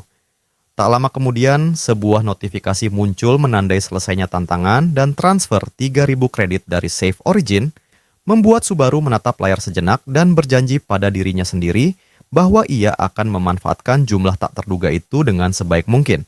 Sementara saldonya melonjak melewati angka 3.000 dan poin pencapaiannya mencapai 600 tepat ketika gerbang raksasa terbuka perlahan dengan gema berat yang mengguncang ruang, disertai getaran aneh di atmosfer yang bahkan dapat dirasakan oleh para penonton. Sebuah antarmuka besar terwujud di hadapan Subaru, menampilkan deretan penuh jalur ujian elemen seperti es, api, tanah, ilusi, racun, logam, petir, dan air, membuat para penonton terperangah karena jumlah tertinggi yang pernah tercatat hanyalah 16, dan angka tersebut mencerminkan bakat pemain secara langsung. Subaru sama sekali tidak menggubris kehebohan itu dan justru memusatkan perhatian pada ujian petir, hingga sistem menanyakan apakah ia ingin memilihnya. Dan dengan sorakan keras dari para penonton, Subaru menjawab mantap bahwa tentu saja ia menginginkannya. Sistem mengonfirmasi pilihan tersebut dan Subaru melangkah menuju cahaya terang yang memenuhi gerbang. Di saat yang sama di kantor, Hatsuka melonjak dari kursinya sambil berteriak kegirangan atas kemenangan Subaru. Dengan bangga menunjukkan ponselnya kepada rekan-rekannya sambil menunjuk jumlah penonton siaran yang telah mencapai 60 dan mengungkapkan kekagumannya melihat 13 opsi ujian muncul untuk Subaru. John Till mengamati dengan gelisah sambil menyeka keringat di dahinya dan mengakui dengan suara rendah bahwa mengalahkan Wolf Warrior Greg yang belum pernah dikalahkan siapapun adalah pencapaian luar biasa. Namun ia mencoba menenangkan dirinya dengan mengatakan bahwa Subaru tetaplah pemula di lantai 2 dan berinvestasi padanya sekarang adalah keputusan yang tidak masuk akal. Hatsuka menolak keraguan itu dan mengajukan proposal berani yang mengejutkan semua rekan kerjanya, menyatakan bahwa dirinya dan Seigen akan bekerja dengan gaji pokok selama 5 tahun jika Subaru gagal memperoleh elemen petir, tetapi jika Subaru berhasil, maka sang manajer harus menandatangani kontrak dengannya saat itu juga. Seigen langsung panik dan berteriak bahwa ia tidak menyetujui hal ini dan bahkan hampir tidak mengenal streamer tersebut. Namun John Till mendorong Hatsuka ke samping dengan senyum mengejek sambil mengingatkan kecilnya peluang keberhasilan dan menyebut bahwa satu-satunya orang dalam sejarah yang pernah mendapatkan elemen petir hanyalah Subaru Narukami sendiri. Hatsuka menjawab dengan senyum licik dan teguh bahwa mereka tidak akan tahu sebelum mencoba, membuat John Till menerima taruhan itu dengan dingin sementara Hatsuka dengan paksa menutup mulut rekan kerjanya agar tidak ikut campur. Kembali ke arena ujian, sistem mengumumkan dimulainya tantangan petir. Ketika Subaru tiba-tiba merasakan perubahan berbahaya di atmosfer, disusul teriakan peringatan tajam dari seseorang yang langsung menerjang dan mendorong Subaru menjauh tepat saat ledakan dahsyat meletus, menyebarkan batu dan puing ke seluruh ruangan. Saat debu mengendap, sesosok makhluk putih raksasa berdiri sambil memamerkan otot-ototnya yang besar, sementara orang asing yang telah menyelamatkannya memarahi Subaru dengan keras karena kehilangan fokus dan mempertanyakan apakah ia ingin mati. Sebuah pesan sistem muncul seketika yang memerintahkan untuk mengalahkan fragmen raksasa, membuat Subaru berlutut di tanah dengan keterkejutan sambil bertanya-tanya bagaimana monster seperti itu bisa muncul di sini. Sementara raksasa itu menggeram keras dan membingungkan para penonton yang tidak mengerti mengapa makhluk dari ras Circle of Giants muncul dalam ujian petir. Subaru menatap sosok raksasa itu dengan perasaan tidak nyaman ketika menyadari bahwa ini adalah monster kelas bos yang seharusnya baru muncul di paruh kedua ujian, bukan sejak awal, dan saat raksasa itu mengangkat gada raksasanya untuk menyerang, Subaru diam-diam menduga bahwa membunuh Wolf Warrior, Greg telah mengubah struktur ujian dan meningkatkan tingkat kesulitannya. Gada itu menghantam tanah dengan kekuatan mengerikan hingga arena bergetar dan pecahan batu beterbangan. Namun, Subaru menghindar dengan mudah dan menyadari bahwa meski ukurannya luar biasa, kemampuan fisik raksasa ini jauh di bawah Greg, membuatnya bersyukur telah mengetahui hal itu lebih dulu. Orang yang menyelamatkannya kembali berteriak dan menuduh Subaru menyia-nyiakan usaha mereka sambil menyuruhnya melarikan diri, tetapi Subaru justru memutuskan bahwa pertarungan ini harus berakhir sebelum siapapun ikut campur. Subaru menarik pedangnya dan mengaktifkan kemampuan pedang iblis yang belum dikenal, membiarkan bila itu menguras kesehatannya demi melipat gandakan kekuatan tempurnya, lalu memicu skill Wedge of Grit tingkat 2 untuk menahan dampak baliknya, agar tubuhnya mampu menanggung lapar senjata tersebut. Ketika raksasa itu kembali menyerbu dengan hentakan menghancurkan, Subaru menghindar ringan dan menyaksikan tanah runtuh di bawah kekuatannya. Lalu bukannya mundur, Subaru justru berlari maju dan memanjat lengan raksasa itu dengan kecepatan kilat. Makhluk itu tertegun dan tak mampu mengikuti pergerakannya, dan sebelum menyadarinya, Subaru sudah berada di belakangnya di udara, mendarat mantap di bahunya, dan menusukkan pedang jauh ke dalam dagingnya hingga darah kental menyembur. Raksasa itu meraung kesakitan, tetapi Subaru hanya menatap dingin dan bergumam jengkel pada kebisingan tersebut. Lalu dengan satu tebasan tegas dan menentukan ia membungkam makhluk itu selamanya, sambil menyuruhnya tetap diam sepanjang sisa hidupnya. Darah memancar dari leher raksasa itu ketika tubuhnya ambruk dengan dentuman menggelegar, dan pesan sistem pun muncul mengumumkan kekalahan fragmen raksasa serta pembersihan tahap keempat. Para penonton meledak dalam keterkejutan karena tidak dapat memahami bagaimana Subaru tiba-tiba melompat hingga tahap 4, disusul notifikasi beruntun tentang kenaikan level serta peningkatan kekuatan, kelincahan kesehatan dan sihir, sementara Subaru juga memperoleh 4.000 poin pencapaian, sekaligus beserta 2 item langka, Heart of the Giant dan Lightning Bolt Armor, membuat kolom komentar dipenuhi kekaguman atas kemurahan hadiah dan pencapaian tak pernah terjadi sebelumnya dengan menyelesaikan tahap 1 hingga 4 melalui kemenangan atas Greg. Orang yang menyelamatkannya berlari kembali sambil terengah-engah dan para penonton mengenalinya sebagai Falcon, yang menatap Subaru dengan tidak percaya dan bertanya, sebenarnya makhluk apa dirinya? Namun Subaru menyarungkan pedangnya dengan tenang dan menjawab bahwa Falcon bisa mengetahuinya hanya dengan melihat, lalu berdiri tegap dalam sikap heroik dan menyatakan bahwa dialah yang datang untuk mengalahkan raksasa. Meski para penonton mengejek jawaban yang samar dan teatrikal itu, adegan pun bergeser ke sebuah desa kecil yang sunyi, tempat Subaru memasuki sebuah penginapan dan duduk di atas ranjang untuk beristirahat. Para penonton menuntut Subaru untuk memperlihatkan barang-barang yang baru saja ia peroleh, berharap melihat sesuatu yang luar biasa dan penuh kekuatan. Dan Subaru menyetujui permintaan itu dengan sikap tenang, sambil mengatakan bahwa ia sendiri juga penasaran, lalu membuka inventarisnya di hadapan kamera. Item pertama yang muncul adalah Heart of the Giant, sebuah cincin langka yang meningkatkan kesehatan sebesar 2 poin, sekaligus mempercepat pemulihan tubuh. Sebuah bonus yang langsung dikagumi Subaru, karena sangat berguna untuk bertahan hidup. Item kedua adalah Lightning Bolt, sebuah zirah langka yang meningkatkan pertahanan hingga 5 poin, mengandung energi petir yang aktif, dan bahkan memiliki skill khusus yang mampu meniadakan efek status negatif 1 kali dalam sehari.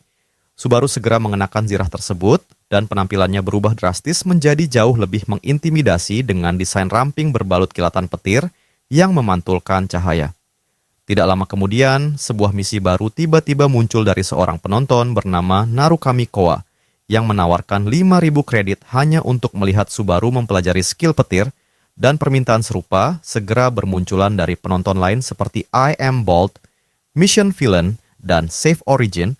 Semuanya menawarkan jumlah kredit yang sangat besar hanya untuk menyaksikan Subaru menggunakan kekuatan petir. Subaru mengucapkan terima kasih dengan tulus dan berjanji bahwa ia pasti akan memperlihatkan kekuatan petir kepada mereka. Namun ketika ia menatap daftar panjang permintaan mahal tersebut, sebuah rasa curiga samar mulai tumbuh di benaknya, karena terlalu banyak orang yang secara spesifik menunggu momen dirinya menggunakan skill petir. Dari situ, Subaru mulai menyadari bahwa Subaru Narukami yang dulu ternyata memiliki pengaruh yang jauh lebih besar daripada yang selama ini ia bayangkan. Pikiran Subaru belum sempat menyelam lebih dalam ketika suara ketukan di pintu memotong lamunannya, dan Subaru pun mengizinkan tamu itu masuk. Sementara para penonton segera menyadari dari kolom komentar bahwa seolah ada seseorang yang mengintai atau mendengarkan dari luar. Pintu terbuka dan menampakkan Falcon yang datang bersama seorang ksatria mengenakan zirah mengilap yang terawat sempurna. Falcon dengan sikap hormat memperkenalkan ksatria tersebut sambil meminta maaf atas keterlambatan mereka dan menjelaskan bahwa pria itu adalah Lord Pelis, komandan para ksatria desa. Falcon kemudian menceritakan tentang seringnya serangan para raksasa dalam beberapa hari terakhir, menjelaskan bahwa para ksatria terus berjaga dalam kondisi siaga penuh dengan persenjataan lengkap demi melindungi penduduk desa, serta mengimbau agar warga tidak meninggalkan rumah kecuali dalam keadaan yang benar-benar mendesak. Lord Pelis membahas langkah-langkah keamanan dengan asistennya, sementara Falcon menyelipkan komentar bahwa bertemu seorang pengelana baru di tengah krisis seperti ini terasa sangat aneh. Setelah itu, Lord Pelis menoleh kepada Subaru dan menyampaikan rasa terima kasihnya atas nama desa, mengatakan bahwa ia telah mendengar tentang bantuan Subaru ketika para ksatria sedang berada di luar desa. Subaru menjawab dengan rendah hati, menyatakan bahwa ia hanya melakukan apa yang seharusnya dilakukan siapapun dalam situasi tersebut, dan saat menatap lebih saksama wajah Lord Pelis, Subaru mengenalinya sebagai ksatria yang selama ini berdiri bagaikan tembok kokoh pelindung desa ini. Dengan nada penuh tekad, Lord Pelis menjelaskan bahwa selama misi pengintaian mereka, akhirnya berhasil menemukan sarang pemimpin para raksasa, dan ia menyatakan bahwa para ksatria telah siap mempertaruhkan nyawa mereka untuk menjepit dan menghabisi makhluk itu. Kemudian, dengan menelan harga dirinya sebagai seorang komandan, Lord Pelis menundukkan kepala di hadapan Subaru dan memohon bantuannya demi keselamatan para penduduk desa.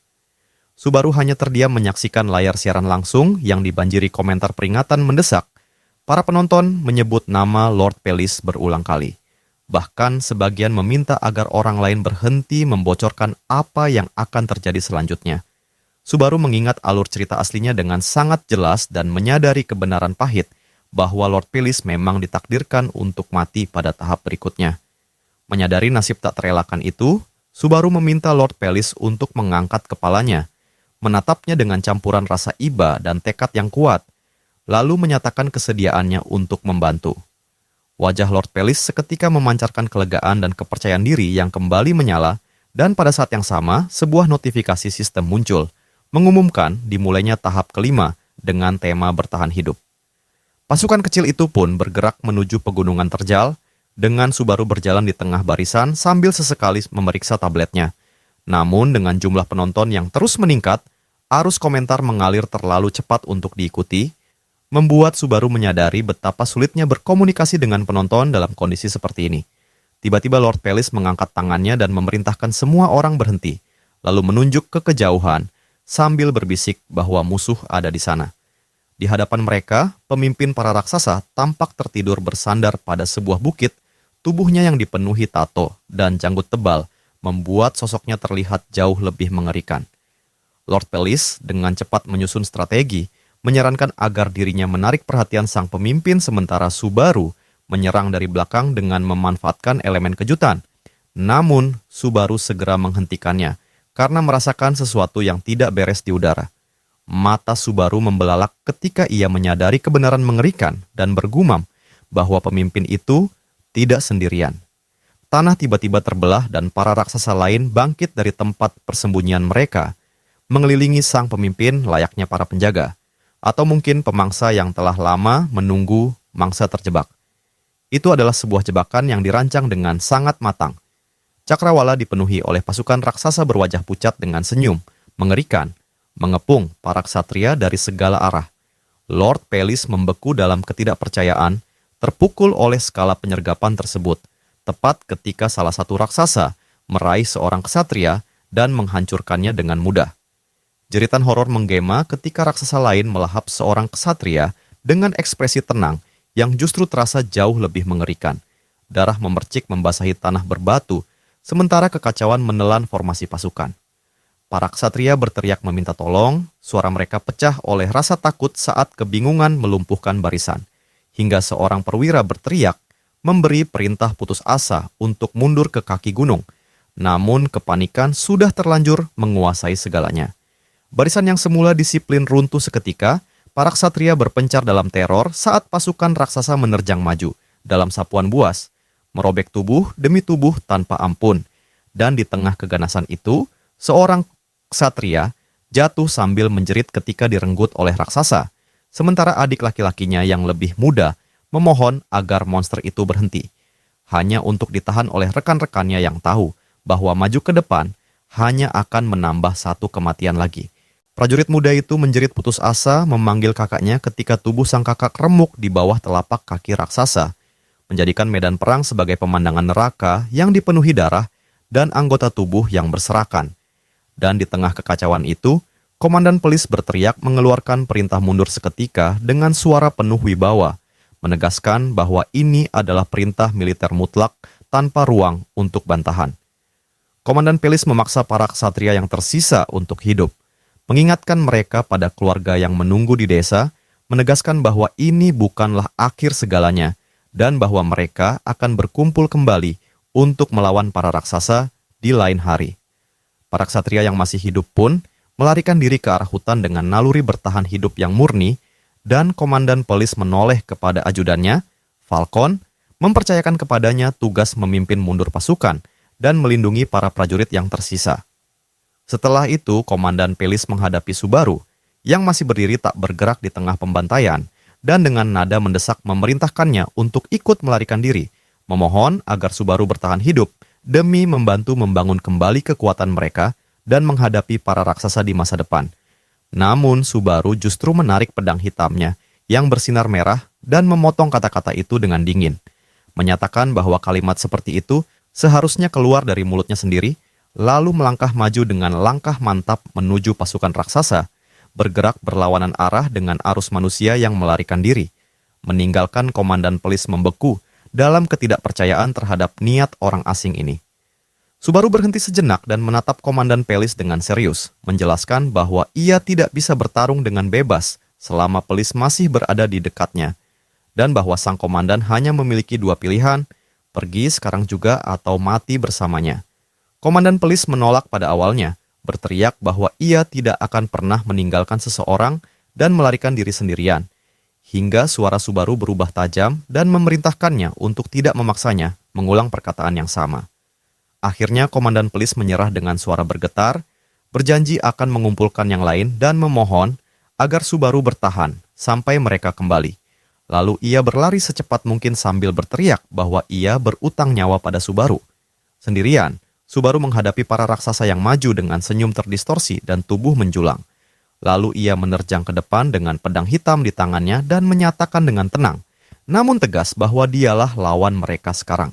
Subaru bergerak menyelinap di antara kaki-kaki raksasa dengan kecepatan kilat, melancarkan tebasan presisi yang mematikan, dan dua raksasa tumbang dalam waktu singkat ketika sistem berbunyi mengumumkan kekalahan mereka disertai perolehan poin pencapaian. Bahkan saat bertarung, Subaru mengakui dalam hatinya bahwa terlepas dari ini ujian atau bukan, perasaan menjadi orang yang ditinggalkan untuk mengulur waktu bagi yang lain adalah sesuatu yang belum pernah benar-benar bisa ia biasakan. Sementara itu, Komandan Pelis yang melarikan diri bersama pasukan menoleh ke belakang dengan wajah pucat. Keringat mengalir di wajahnya saat rasa bersalah dan ketakutan mengosongkan ekspresinya, dan apa yang ia lihat adalah pemandangan mengerikan berupa kawanan raksasa yang mengepung Subaru dari segala arah. Kolom komentar siaran langsung dipenuhi teriakan bahwa pilihan Subaru akan membawanya pada kematian, menyatakan jumlah musuh terlalu banyak dan kelangsungan hidup mustahil. Namun pikiran Subaru sepenuhnya terfokus pada hal lain, pada Komandan Pelis yang dalam alur asli ditakdirkan mati di tempat ini, dan pada kesadaran bahwa dengan kekuatannya saat ini, ia mungkin bisa menyelamatkan Pelis dan mengubah takdir tersebut. Dua raksasa menyerang secara bersamaan, tetapi Subaru menahan dan membalas dalam satu gerakan cepat, membelah tubuh salah satu raksasa hingga sistem kembali memunculkan notifikasi penambahan poin. Pedang terkutuk di tangannya terus menguras stamina dengan kejam. Namun, setiap tetes yang disedot justru memperbesar kekuatannya, dan Subaru berputar di medan perang layaknya badai, menebas raksasa demi raksasa, sambil menegaskan pada dirinya sendiri bahwa secara individu, mereka tidak terlalu sulit. Bahaya sesungguhnya yang ia sadari dengan jelas adalah seberapa lama tubuhnya mampu menahan tuntutan pedang tersebut. Subaru pun mengubah taktik untuk memperluas pandangan dan mencari keberadaan bos, melompat tinggi ke udara dan menggunakan tubuh para raksasa sebagai pijakan, memenggal beberapa kepala dari atas sebelum menembus formasi mereka dengan momentum ganas dan mengakhirinya dengan tendangan kuat yang menghancurkan tengkorak satu raksasa. Para penonton membanjiri komentar dengan kekaguman, mengenali gaya pertarungan udara yang dahulu menjadi ciri khas Narukami Subaru, sementara skill Wedge of Grit terus menahan sebagian efek samping pedang, memberi Subaru sedikit pemulihan kesehatan dan kekuatan mental, membuatnya mengakui dalam diam bahwa perlengkapan yang baik benar-benar membuat perbedaan. Meski demikian, dengan pasukan raksasa yang seolah tak ada habisnya mengelilinginya, Subaru menetapkan satu tujuan tunggal, yaitu mengalahkan bos sebelum tubuhnya runtuh sepenuhnya. Pemimpin raksasa pun menampakkan diri dengan senyum mengerikan, mata menyala penuh keganasan saat ia mengangkat senjata raksasanya untuk menghancurkan segalanya, menjulang tinggi di atas Subaru. Namun Subaru justru berlari lurus ke arahnya dengan keyakinan mutlak. Subaru memahami dengan sangat jelas bahwa jika ia gagal menyelesaikan pertarungan ini dalam satu momen, maka ia akan mati di sini. Mengumpulkan seluruh sisa kekuatan yang ia miliki, Subaru mengaktifkan skill aktif Zirah Lightning Bolt berupa perisai petir dan berdoa agar jurus itu berhasil, hingga guntur menggelegar dahsyat dan sebuah kilat emas raksasa menghantam medan perang, menerangi langit dengan ledakan listrik yang melumpuhkan para raksasa di sekitarnya dan memberi Subaru celah yang ia butuhkan. Subaru melompat dari atas dan mendekati bos yang mengaum kesakitan dan amarah, lalu menghunjamkan pedang terkutuk itu dalam-dalam ke dahi raksasa sambil terus mendorong serangan meski merasakan daya hidupnya tersedot dengan kecepatan yang gila. Pada akhirnya, tubuh pemimpin raksasa itu roboh dengan getaran hebat, dan sebuah pesan sistem muncul mengumumkan kekalahan Giant Seed, serta keberhasilan menaklukkan tahap kelima bertema bertahan hidup sebagai sebuah pencapaian luar biasa. Disusul notifikasi lain yang menyatakan level Subaru naik 2 tingkat dan seluruh atributnya, kekuatan, kelincahan, vitalitas, dan sihir, mengalami peningkatan signifikan. Siaran itu meledak oleh keterkejutan ketika para penonton bertanya-tanya, apakah pernah ada seseorang yang berhasil mengalahkan bos ini? Dan jawabannya datang seketika, tidak pernah ada. Karena panggung ini memang tidak dirancang untuk ditaklukkan dengan cara seperti itu. Subaru menunduk menatap tubuh dan sisi badannya yang terkuras habis, berharap pertempuran tadi bisa diakhiri dengan satu tebasan bergaya seperti dalam komik. Tetapi kenyataan jauh lebih kejam dari angan-angan. Ketika awan di atas mulai menipis, para raksasa yang tersisa terhuyung dalam kebingungan setelah kematian pemimpin mereka, sementara Subaru mendarat berat di tanah dengan napas terengah. Wedge of Greed gagal sepenuhnya menahan pantulan pedang, dan efek sampingnya menghantam tubuh Subaru dengan rasa sakit yang tajam. Di saat itulah Subaru menyadari sesuatu yang mengerikan, para monster tidak menghilang, karena aturan menyatakan mereka akan tetap ada sampai waktu ujian berakhir. Perlahan para raksasa kembali sadar dan mengarahkan tatapan pembunuh mereka ke arah Subaru, dan celah aturan yang sebelumnya ia manfaatkan kini justru berbalik menjadi bumerang. Kekuatan Subaru telah terkuras habis, dan para raksasa mengepungnya dengan seringai mengerikan, mendekat untuk menghabisinya ketika ia sudah terlalu lemah untuk bertahan. Tepat saat salah satu raksasa mengangkat tinju raksasanya untuk menghancurkan Subaru, sambaran petir hitam dan emas yang menghancurkan turun dari langit dan menghantam tubuh Subaru secara langsung, disusul ledakan energi yang luar biasa dahsyat. Adegan kemudian menjauh dari medan pertempuran menuju sebuah kabin kayu yang sunyi, tersembunyi jauh di dalam hutan yang damai. Di luar kabin itu, Rena duduk di atas kursi tua, membiarkan sinar matahari lembut menghangatkan wajahnya. Ketika Shigur keluar dari kabin dan bertanya mengapa Rena duduk sendirian di luar, Rena menjawab dengan lembut bahwa cuacanya sempurna dan udara terasa segar, lalu menambahkan dengan senyum tenang bahwa untuk saat ini, momen-momen seperti inilah satu-satunya hal yang bisa mereka nikmati. Shigure mengikuti arah pandang Rena menuju garis pepohonan di kejauhan dan mengangguk dengan nada serius, menyatakan bahwa waktu yang tersisa hampir habis, paling lama hanya 1 tahun lagi. Wajah Shigur mengeras ketika ia menyatakan bahwa saat untuk mengakhiri segalanya akhirnya semakin dekat. Shigure kemudian menyadari perhatian Rena justru tertuju pada perangkatnya, bukan pada percakapan mereka, dan ia menghela napas sambil berkata bahwa Rena selalu bersikap seperti ini setiap kali pembicaraan menjadi serius. Dengan rasa ingin tahu, Shigur bertanya apa yang sedang Rena lihat dengan begitu fokus. Dan tanpa sepatah kata pun Rena mengangkat layar itu, memperlihatkan gambar seseorang bertopeng sambil menjelaskan bahwa pria tersebut mulai menyebut dirinya Narukami Subaru. Mata Shigure membelalak seketika dan ia menyebut nama itu dengan terkejut. Tetapi Rena memotongnya dengan suara dingin dan mantap, menegaskan bahwa sosok dalam gambar itu jelas bukan Subaru yang pernah mereka kenal.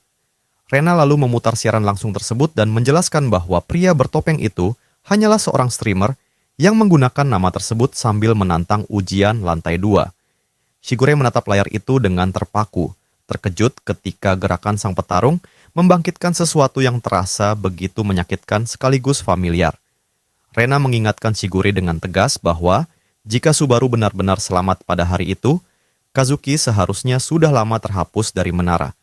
Ketika Shigure bertanya apa maksudnya, Rena menjawab dengan tatapan tajam penuh duka bahwa Subaru telah mati dan sudah waktunya Shigure menerima kenyataan itu.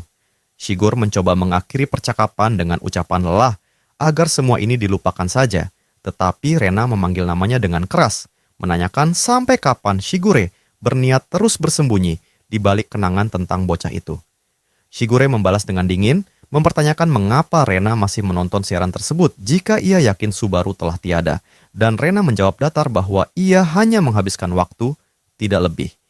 Namun tiba-tiba mata Rena membesar dan tubuhnya membeku, membuat Shigure terkejut dan ikut menatap layar, terdiam ketika gelombang ketidakpercayaan menghantam dirinya. Kembali ke medan pertempuran, ledakan petir emas yang memekakan telinga merobek tanah dan menerbangkan para raksasa seperti mainan rusak. Saat debu perlahan menipis, Subaru muncul di pusat kehancuran itu, tubuhnya diselimuti cahaya listrik yang berderak. Sebuah notifikasi sistem melayang di hadapan Subaru, mengumumkan bahwa ia telah memperoleh skill petir. Di balik topengnya, mata Subaru menyala merah ketika ia menerima 2000 poin pencapaian serta pilihan untuk melanjutkan ujian atau berpindah keluar, membuat para penonton terdiam tanpa suara. Subaru bergumam kebingungan, menyadari bahwa lokasi ini seharusnya bukan tempat untuk mempelajari skill petir. Sementara para penonton berspekulasi liar dan bersikeras bahwa mengalahkan bos raksasa pasti merupakan syarat tersembunyi, Subaru membuka deskripsi skill petir peringkat A+ dan mengangguk muram ketika membaca bahwa skill itu menguras kesehatan dan mana secara bersamaan. Ketika para raksasa yang tersisa mulai menyusun ulang barisan mereka, Subaru dengan lirih mengucapkan terima kasih pada keberuntungan apapun yang telah membuatnya tetap hidup hingga saat ini. Notifikasi misi dan donasi besar-besaran mengalir deras, ribuan kredit membanjiri akunnya dari para pengikut yang bersemangat. Subaru berterima kasih dengan tulus kepada semuanya, dan ketika melihat saldonya melampaui 20.000, ia memutuskan bahwa ia setidaknya berutang sebuah pertunjukan sebagai ungkapan terima kasih. Subaru pun bersiap bertarung kembali saat para raksasa yang tersisa mengaum dan menyerbu. Subaru ingin memperlihatkan sesuatu yang benar-benar berarti, sehingga ia menghabiskan 20.000 kredit dalam satu tarikan napas untuk meningkatkan Wedge of Grit. Sistem menyatakan bahwa level 3 kini mampu menahan pantulan keras dari petir. Subaru ingin membanjiri seluruh tubuhnya dengan kilat, tetapi kewaspadaan menahannya, dan ia memadatkan seluruh energi itu hanya ke lengan kirinya. Dengan itu, Subaru melesat maju seperti kilat hidup. Pedang iblis tak dikenal di tangannya meledak dengan percikan kehancuran saat ia menerjang para raksasa. Mengangkat bilah pedang tinggi-tinggi, Subaru menyatakan bahwa sudah waktunya melepas sedikit kendali seperti dulu, lalu menghantamkan pedang itu ke bawah dengan kekuatan brutal. Retakan raksasa berwarna merah dan listrik membelah tanah dan memisahkan formasi para raksasa. Ketika gelombang energi itu mereda, Subaru berdiri terengah-engah, keringat menetes saat ia memaki perencanaannya yang buruk karena seharusnya menyisakan sedikit stamina untuk perjalanan pulang. Mayat-mayat raksasa berserakan di mana-mana, dan tubuh Subaru terhuyung hingga ia bersandar pada pedang yang tertancap di tanah, benar-benar terkuras. Tiba-tiba, suara langkah kaki berzirah menggema ketika sekelompok ksatria berlari mendekat, dan Pelis yang telah berlari kembali sejauh itu melihat Subaru roboh. Pelis berteriak putus asa sambil memanggil Subaru sebagai penyelamat, dan saat ia menerjang ke depan, penglihatan Subaru mengabur. Tepat sebelum tubuhnya menghantam tanah, Subaru bergumam dengan napas lelah bernada sinis bahwa Pelis adalah orang bodoh karena benar-benar kembali, dan kesadarannya menghilang tepat ketika Pelis menangkap tubuhnya ke dalam pelukan. Sementara itu, di sebuah kantor agensi hiburan dan talent, Hatsuka menatap ponselnya yang tergeletak di atas meja dengan wajah tegang. Sementara sang manajer dan rekan kerjanya, Saigen, berdiri di belakangnya dengan ekspresi bingung melihat intensitas Hatsuka yang tidak biasa. Sang manajer bertanya apakah semua kerepotan ini benar-benar sepadan, tetapi Saigen segera memotong dengan nada yakin bahwa sang manajer jelas tidak memahami cara berpikir perempuan dan bukan orang yang pantas mempertanyakan hal itu. Hatsuka menutupi wajahnya yang memerah membara dengan kedua tangan sambil mengerang malu. Membayangkan kembali pesan yang ia kirim sebelumnya, khawatir pesannya terdengar terlalu kaku dan formal, berharap ia setidaknya menambahkan satu simbol lucu atau kalimat yang lebih lembut. Hatsuka panik memikirkan kemungkinan bahwa pria itu akan menganggap pesannya sebagai permintaan bisnis yang dingin dan tidak berperasaan. Ketika Seigen menggoda Hatsuka dengan bertanya apakah ia jatuh cinta pada streamer tersebut, Hatsuka meledak marah dan bersumpah bahwa semuanya murni urusan profesional, meskipun masalah sebenarnya justru datang dari arah yang sama sekali berbeda. Pertahanan Hatsuka runtuh ketika ia tiba-tiba mengakui kebenarannya, bahwa ia telah menjadi penggemar fanatik jauh sebelum berpeluang menjadi manajernya, dan karena itulah ia tidak bisa menahan rasa gugupnya. Sang manajer berusaha menenangkannya, tetapi mendadak teringat satu detail penting, yaitu skill petir yang dahulu hanya dimiliki oleh Subaru Narukami, seorang diri. Hatsuka mengangguk penuh semangat dan memastikan bahwa gelar itu kini tidak lagi eksklusif. Seigen menghela napas lega, menyadari bahwa gaji mereka aman untuk sementara berkat temuan ini. Sang manajer mengusap dagunya dengan wajah berpikir dalam, bergumam bahwa pantas saja tidak ada orang lain yang pernah mendapatkan skill tersebut dan menyetujui bahwa kandidat baru ini layak diawasi dengan saksama. Tepat pada saat itu, ponsel Hatsuka berbunyi dan ia menjerit kegirangan sambil mengumumkan bahwa Subaru telah membaca email mereka, tetapi kegembiraan itu langsung membeku. Ekspresi Hatsuka mengeras, tubuhnya menegang, dan ia terdiam sepenuhnya ketika menyadari bahwa pesan itu telah dibaca tanpa balasan.